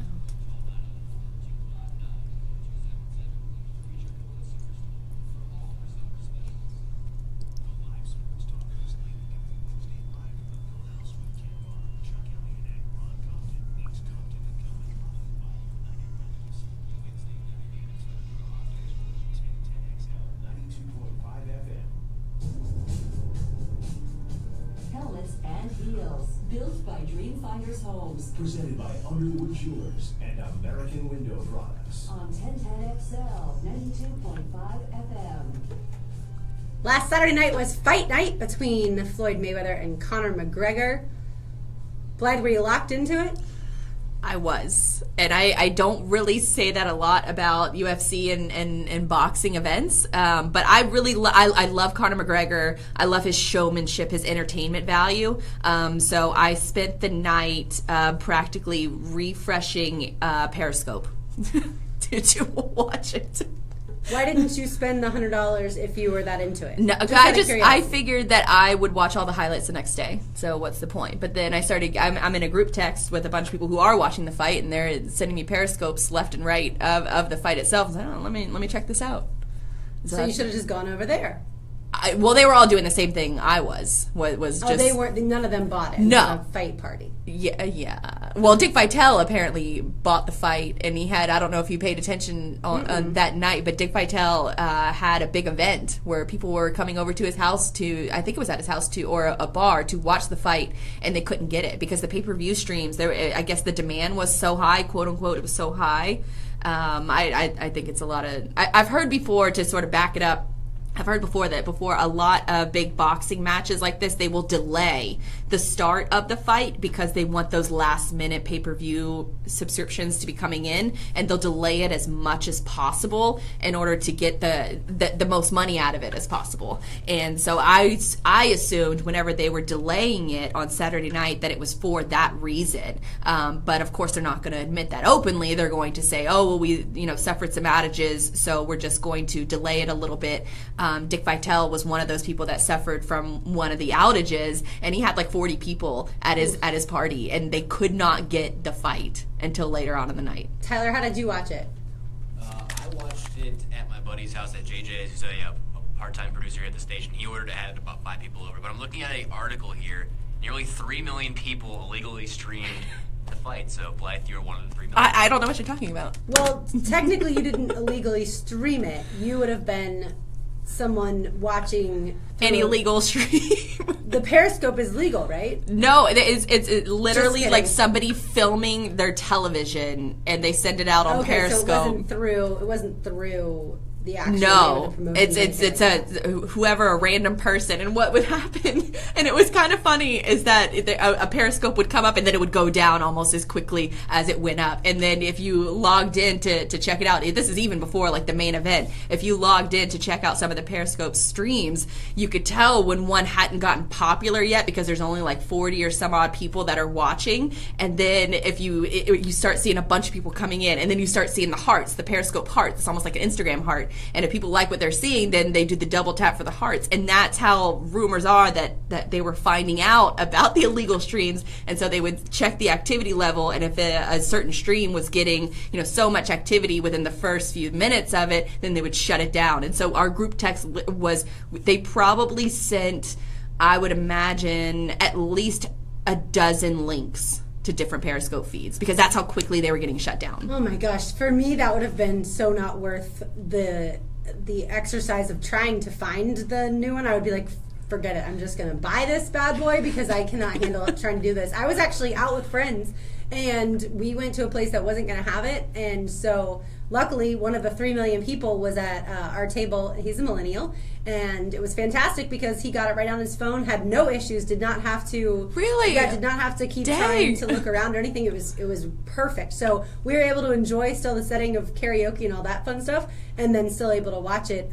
And it wasn't my phone, so technically I didn't do anything illegal. But all that being said, certainly a lot of eyes in America were on that fight, and it led me to the question of which sport is more dead, boxing or NASCAR? Blythe? It has to be NASCAR, because I would never do what I did on Saturday night to watch a NASCAR race ever. And I think that there's a level, and I think to my point earlier about Conor McGregor, he provides that sort of entertainment value. If this was Floyd Mayweather fighting against some other boxer, I would watch the highlights the next day. I wouldn't go out of my way to try to watch a spectacle of entertainment. And I sort of talked about wrestling earlier as being fake, and I kind of think that this UFC boxing matchup was somewhat fake, and I don't want to say fake, but it was definitely there for entertainment value, and you could kind of theorize that Mayweather could have taken him out within the first few rounds, but what he did is he played defense in the first few rounds, let Conor get a few hits in, dance around the ring, and Conor's holding his hands behind his back and all. And it was fun to see that sort of atmosphere, but at the same time, I would never even pay attention to that kind of drama if it was on a NASCAR track. I mean, I like the crashes, I like the NASCAR fights when they do happen, but when Dale Jr. retires at the end of this year, I think that they are in big trouble. Tyler, what do you think? I absolutely agree with Blythe. I don't even care to watch NASCAR highlights the next day. Like, there has not been one instance where I'm like, I need to figure out what happened in the NASCAR races. I don't care. I think my generation, the millennials, I guess you can blame them for killing NASCAR too. But NASCAR is just not interesting at all. I actually went to one NASCAR event in Joliet, Illinois, which is outside Chicago. Stayed in the infield. I have no idea who won. I have no idea who won the pole. I don't know who won any of the 3 days racing. Nothing. Because I was in the infield partying, and that's kind of the thing that NASCAR did a lot, and it seems like they're trying to get rid of, is kind of that party atmosphere. They're trying to restrict a lot of that. And that's kind of the complaints that I've heard from people who call into the drill and into 1010XL, saying that they're kind of trying to curb this whole party atmosphere in the infields, and it's kind of hurting them. That's weird, because with NASCAR in particular, that I've only been to one race, and it was a fabulous time. And one of the things that I took away from it is that they really got you sort of up close and personal with the drivers. You could rent the headset and you could hear what they're talking about. You could bring your own beer in as long as it was in a cooler. And so I love that aspect of it. And I'm like, more sports organizations should do stuff like this. But that's still the only race I've ever been to. And I like Tyler, I don't watch the highlights. I don't necessarily care unless it's like a Dale Jr. And I hope that Dale Jr. wins anytime he's out there. But outside of that, I don't care. Well, and I'll disagree with you guys, mainly because I think between the two of you, you could name between 5 and 10 drivers. If Donna was here, obviously she could name more than that. Mm-hmm. But between the two of you, I think you could name 5 to 10 drivers. Outside of Floyd Mayweather, I would say between the two of you could not even name 2 boxers. Not UFC fighters, but pure boxers. Pacquiao and Mayweather. There's 2. Well, Mayweather aside, because he just fought. Triple G, Canelo Alvarez. Do they have to be present? But the reason I think it's fresh on our memory, this UFC versus boxing. But when was the last time you watched a boxing fight? Pure boxing. I can't remember. I paid a little bit of attention when it was Manny Pacquiao and Floyd Mayweather a couple years ago. But that was another situation where I didn't buy the fight. I just watched the highlights the next day. I can't really think of a time where and it's crazy because people sort of compare the NFL to boxing as, boxing at one point and even horse racing at one point. Those were the premier sports, and that's what everybody followed, and nobody would have seen sort of boxing's downfall since then. So I would say that boxing still has a little bit of a luster, but I think that they're going to have to sort of gravitate more towards the UFC, more of these entertainment-style fights in order to sort of play off of each other, because the UFC is rising in popularity, but boxing has been dismal for quite some time. Well, and Hayes brought up a great point on our show yesterday. He said, does boxing need Conor McGregor to now stop fighting in the UFC and to actually become a boxer, because that will get the draw of the United States, at least for the first few fights, especially if he wins in pure boxing. But I think overall, both sports have their challenges. Boxing, obviously, the fights can generate millions upon millions, hundreds of millions of dollars, but they've chosen to go that pay-per-view route, and there are limitations involved with that. NASCAR is certainly still cable, but they keep switching up the main sponsor, and I think that each year tends to hurt the sport. You want to be that one thing every year. Like if golf changed from FedEx Cup to another thing next year and another thing the year after, I don't know that anyone would know what it's called, and then therefore you're going to stop or start paying less and less attention.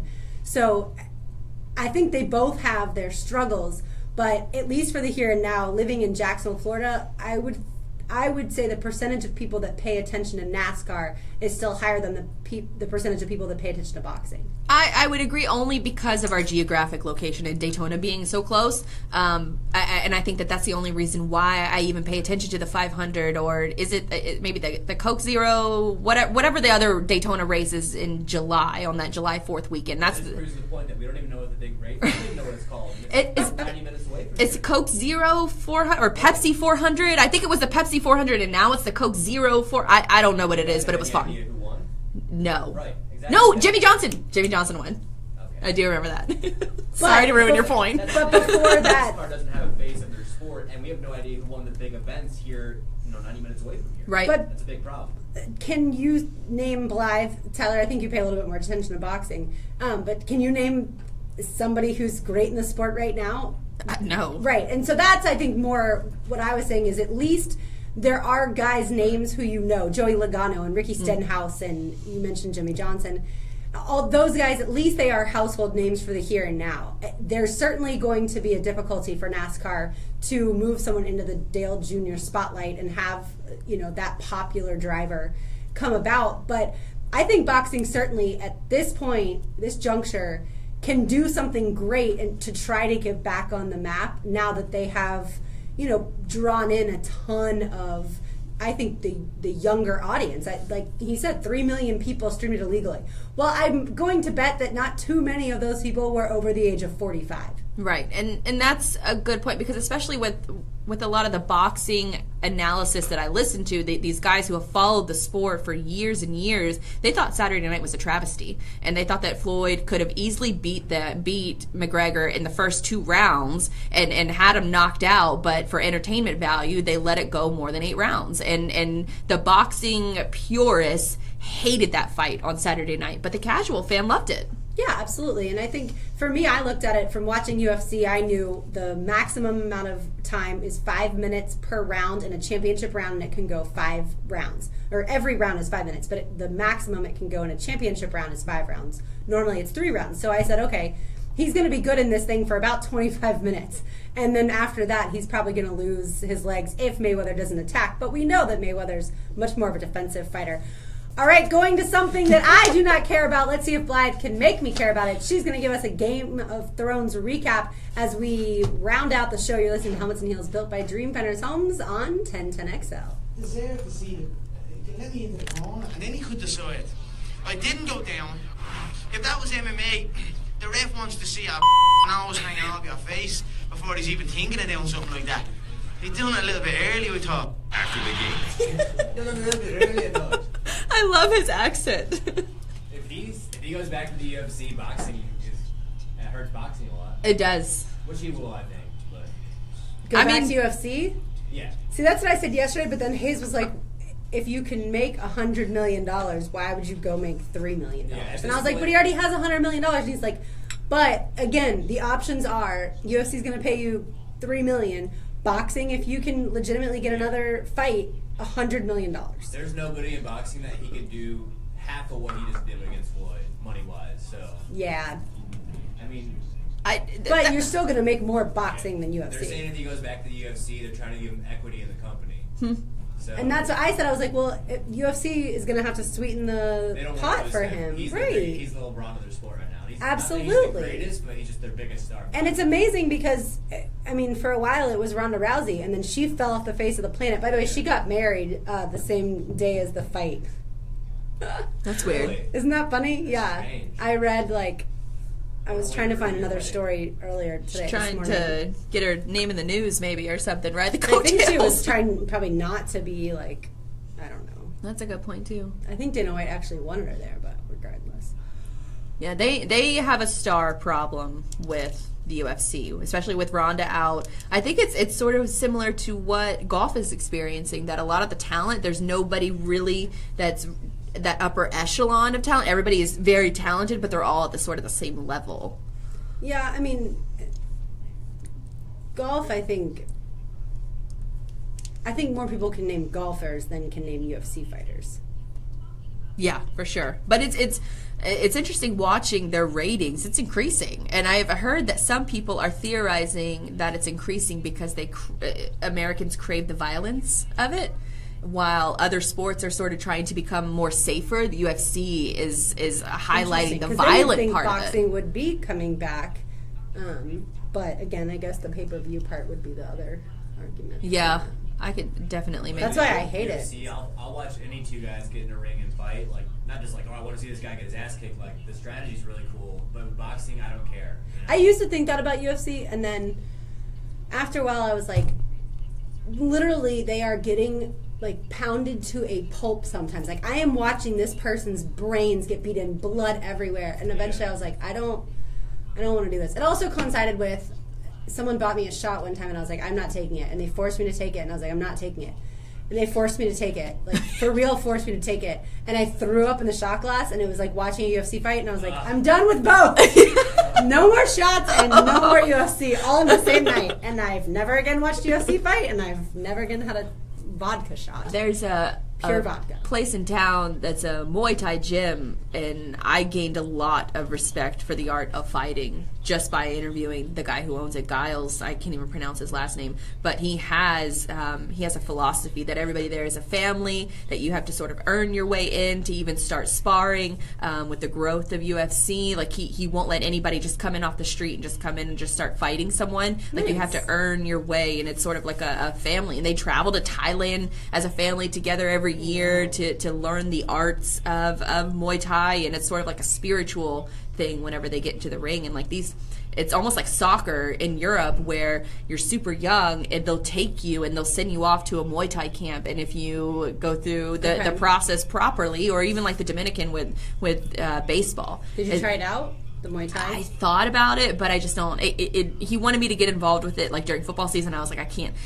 I know the time dedication that takes, and I just couldn't. I couldn't get it to him. I didn't know if he let you like try anything out on the mat while you were there. No, you'd have to earn your way in. And I had a buddy of mine used to work with him, but he went through the whole process and went through the whole training process, and now he's fighting, and now he's traveling because he's. Good. Spiritually, it's also I guess a big awakening for you too when you start doing it. Nice. I guess his philosophy and all. So it was cool to see that side of fighting, and not just and that's what I kind of like about the UFC is that they involve a few different fighting styles instead of just boxing. Where absolutely. Like Floyd would never get into a UFC ring, even if he had years to train.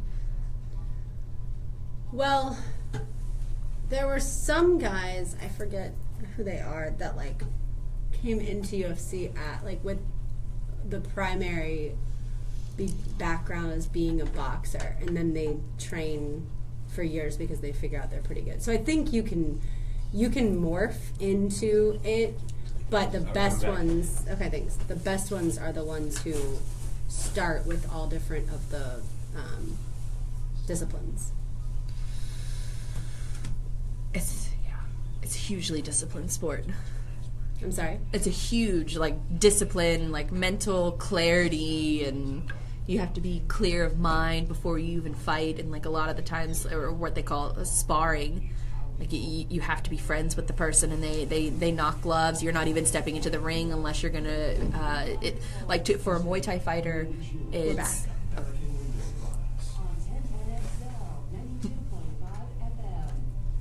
One more segment to go with you on a Tuesday night. The show has flown by. Blythe, Brumleve, Lauren Brooks, and Tyler Devitt alongside. D-Murph will be back next week with us.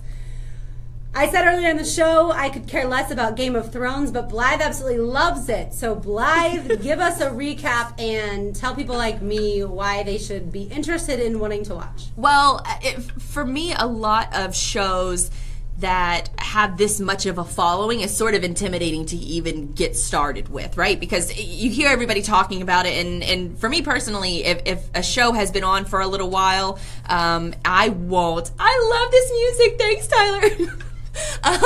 But if you... This music means nothing to me, just for the record. It's the Game of Thrones music, in case you guys can't hear it.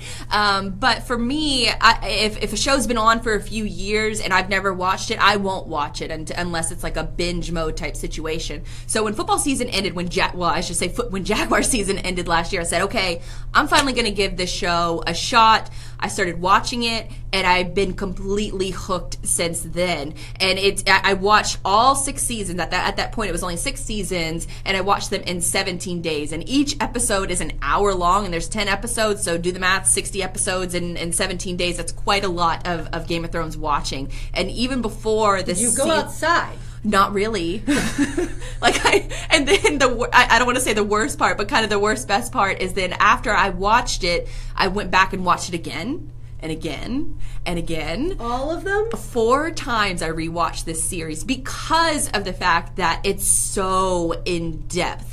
And George R.R. Martin, who is the author of the Game of Thrones series, he wrote the series with the idea that it would be completely unfilmable. And the book size of the books that he's written so far are bigger than the Bible and the Lord of the Rings put together. So it's such a massive universe where somebody is George R.R. Martin. He made an entire world full of countries and families and species and languages and cultures and clashes and history over hundreds, sometimes thousands of years during the series. So it's incredibly in-depth to the point where I think that this show, the rewatchability of it, and that's what I sort of judge a lot of series on, is the rewatchability, is if you can watch it again and still enjoy it. And I have enjoyed thoroughly every single moment. And this past year was the first year that I actually got to watch the series with they sort of say watch it with social media. So you watch it all, and then the art of the live reaction shows as soon as it ends. There's big companies now doing these live reaction shows after every Game of Thrones episode, and it's incredibly popular. And this past season, a lot of their shows were ranking in the top 10 of television programming as a premium channel. And that's never happened before as far as television is concerned. It's usually, a football game is rated very highly. A bunch of other shows, sitcoms and things like that are ranked within the top 10 on any given night. But for Game of Thrones to be on a premium network and still be ranked as the top shows, the past few weeks I think it's been ranked the top show out of all. Is it on? Showtime? It's on HBO. HBO, okay. So you have to have an HBO subscription, obviously, in order to watch it. But this series is something that if you've never watched it and you even have a hint that you like, Lord of the Rings or Star Wars or any of those sort of fantasy epic stories where there's a big background to it, you will love Game of Thrones. Because I can tell you right now, like, the first thing I'm going to do, or the first thing I do whenever I watch an episode, is I go and I watch it again, and I watch it again, and I watch it again, because you pick up so much more stuff, and it has a lot of things interwoven into the show that are applicable to modern day, and some of these events are even based off of old medieval history. So the religion and the politics and how they interweave them both together, it's an incredible show, and this show will actually go on for years and years. There should be one more season, so season 8, which they split up. They quote unquote said that they were going to split the final season up in 2 different sections, but they haven't even shot the final season yet. And each one of these episodes are going to be movie length, so like an hour and a half for each one of these episodes. And these are movie quality shows, and it's something that you wouldn't even be able to go to, like for example, The Hobbit, which is the prequel to the Lord of the Rings franchise. The Hobbit battle scenes have nothing compared to the Game of Thrones battle scenes. And that's a Hollywood production versus a TV show production. So but wasn't that, 15 years ago? No, Lord of the Rings was about 20 years ago. And then The Hobbit, the final one, was released, I think, 4 or 5 years ago. But still, with every year, technology increases. Yeah, but the production value of The Lord of the Rings, for example, the rewatchability of Lord of the Rings is infinitely better than The Hobbit because of the care and the detail that they took to shooting the show. Like, a lot of the things in The Hobbit are CGI, and a lot of the scenes, like computer generated. Oh, right. So in Lord of the Rings, that technology wasn't quite there yet. So what they essentially had was 10,000 extras in full battle gear just going to town at each other. And that's sort of the same thing that you see with Game of Thrones, is that they take this level of detail and they put so much production value into shooting the show. And they do have some CGI, but a lot of it is just strictly just incredible costumes, incredible acting. The writing is unmatched, and it really is.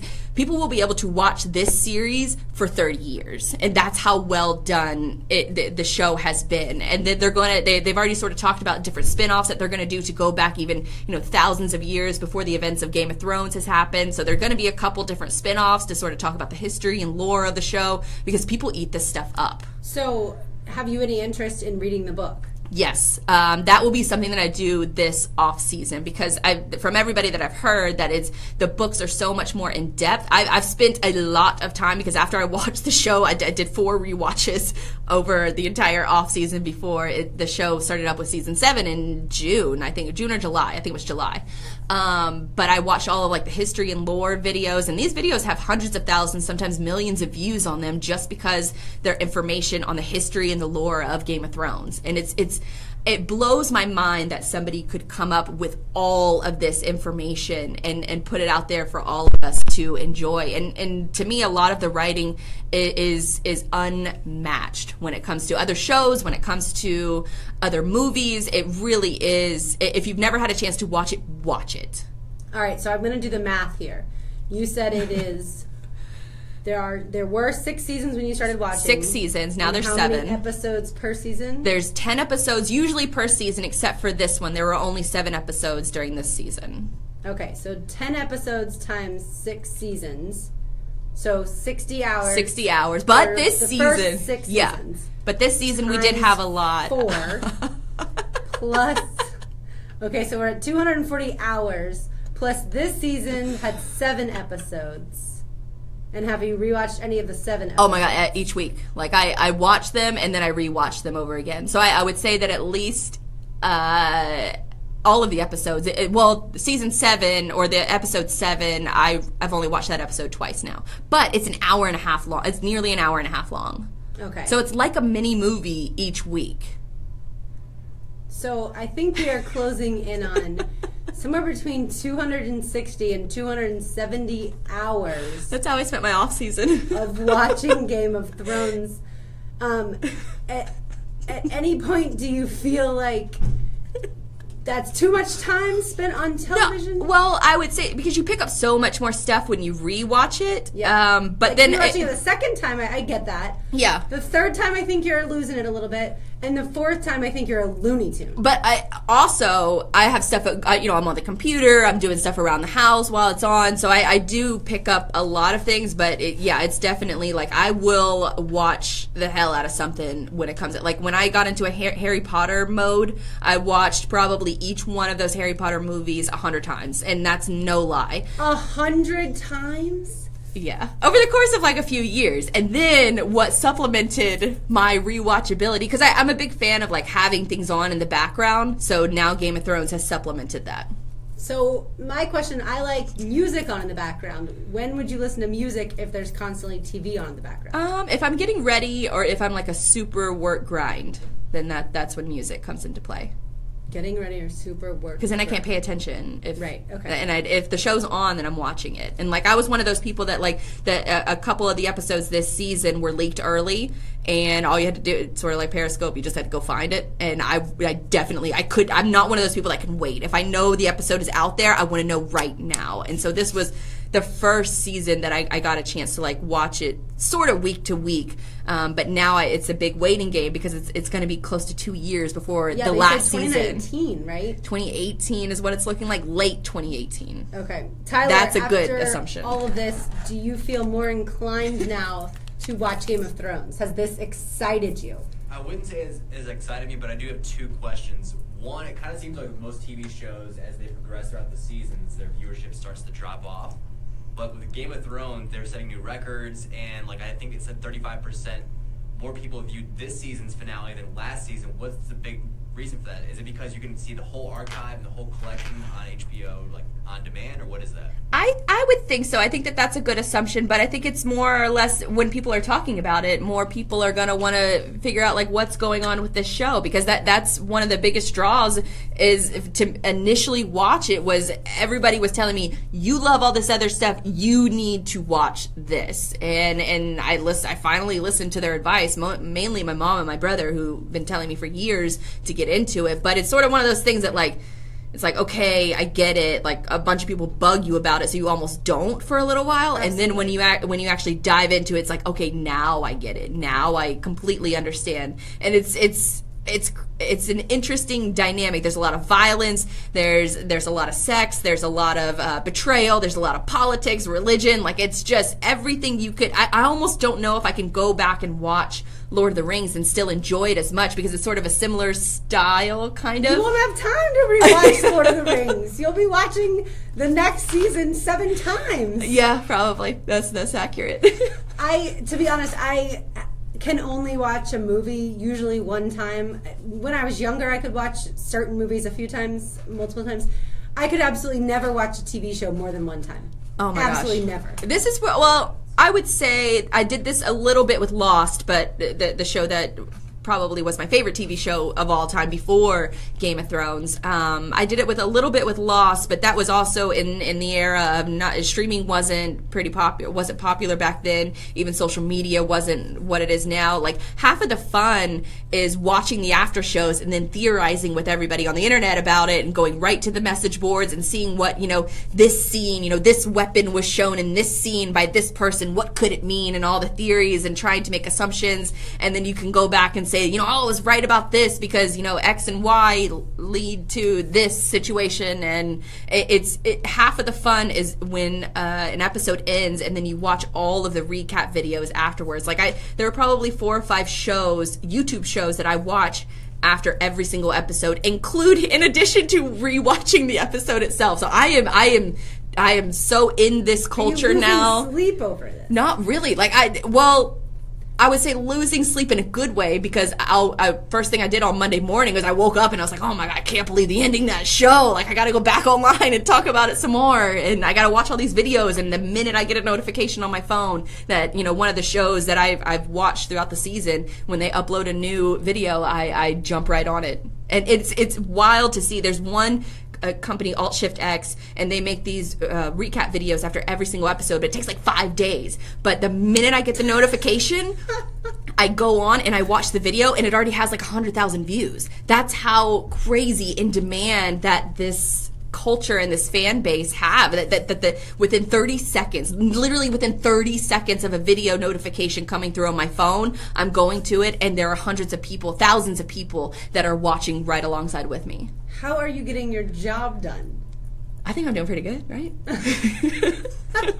I just feel like with all the time and effort that, we all spend on daily things, I would think that this would have distracted you from other things that you were doing before Game of Thrones. No, if any, I think the brilliance of HBO is that they had the season 7 ended last Sunday, and what starts this weekend? College football. And I think that they planned that on purpose, that they wanted to lead right up into football season, and they weren't going to demand the attention away from football fans. They were just going to, sort of take advantage of this dead period where there's not a lot of conversation going on. So I think it sort of speaks to their brilliance. Do you put this much time into your fantasy football draft? No, not at all. Well, you might be the only person in the world that likes football, likes Game of Thrones, and also watches the Kardashians. There's a lot of us, I think. I'm not. Although I'm starting to think that you might like Game of Thrones more than you like football. Possibly it brings me happiness instead of sadness, like the Jaguars. As I made this argument to my dad a couple weeks ago about why we got season tickets again, and I said, well, I could pay $1,000 for Disney annual passes for happiness, or I can continue to pay $1,000 for sadness every year. So I like taking part in happiness. I had a friend text me over the weekend. I hadn't seen him in a long time, hadn't talked to him in a long time, and he's like, hey, hope you're doing great. And I was like, that's interesting. And then the next text immediately after, hey, was hoping you were around for some fantasy football advice. I have a draft coming up. Oh, that's why you're reaching out to me. I appreciate that you're thinking of me when it comes to fantasy football. But yeah, so good luck to him on his draft. Those picks aren't Hopefully free. He did well. Well, I can always suggest people. And it was funny, I suggested O.J. Howard, the tight end, to him, and he wrote back, do you mean Jordan Howard? I'm like, no, I mean O.J. Howard, the person that I specifically typed out. But yes, hopefully he, did well. I have a fantasy football draft tomorrow night. That should be a lot of fun. And until then, we have our picks that we'll get to watch and see who wins this week. And the three of you are locked in, all on the same ones. Me, I'm the different one. Donna Murphy wasn't able to be here tonight, but she will be back next week. We will be back after the first slate of college football games and Labor Day weekend as Blythe goes to Vegas and I go scalloping. Thanks so much for tuning in to Helmets and Heels, built by Dreamfinders Homes. Stay tuned for Hacker After Dark with Andrew Gibson. For Blythe Brumleve, I'm Lauren Brooks, and thanks so much to Tyler Devitt for making it all happen. What did you think of the way Conor McGregor approached the fight weekend? That was our game plan. Our game plan was to take our time, take one round at a time, let him shoot his load, and then down the stretch do what we do best. When did you think that the fight was starting to turn, when he had shot his load and you could come out? When he started shooting his load in the first half of the fight, and then in the second half we started coming on extremely strong. Thank you guys for tuning in. Facebook will be back here next Tuesday night from 7 to 9 p.m. right after the big college football weekend. Thanks again, and we'll see you. Entertaining stuff. And with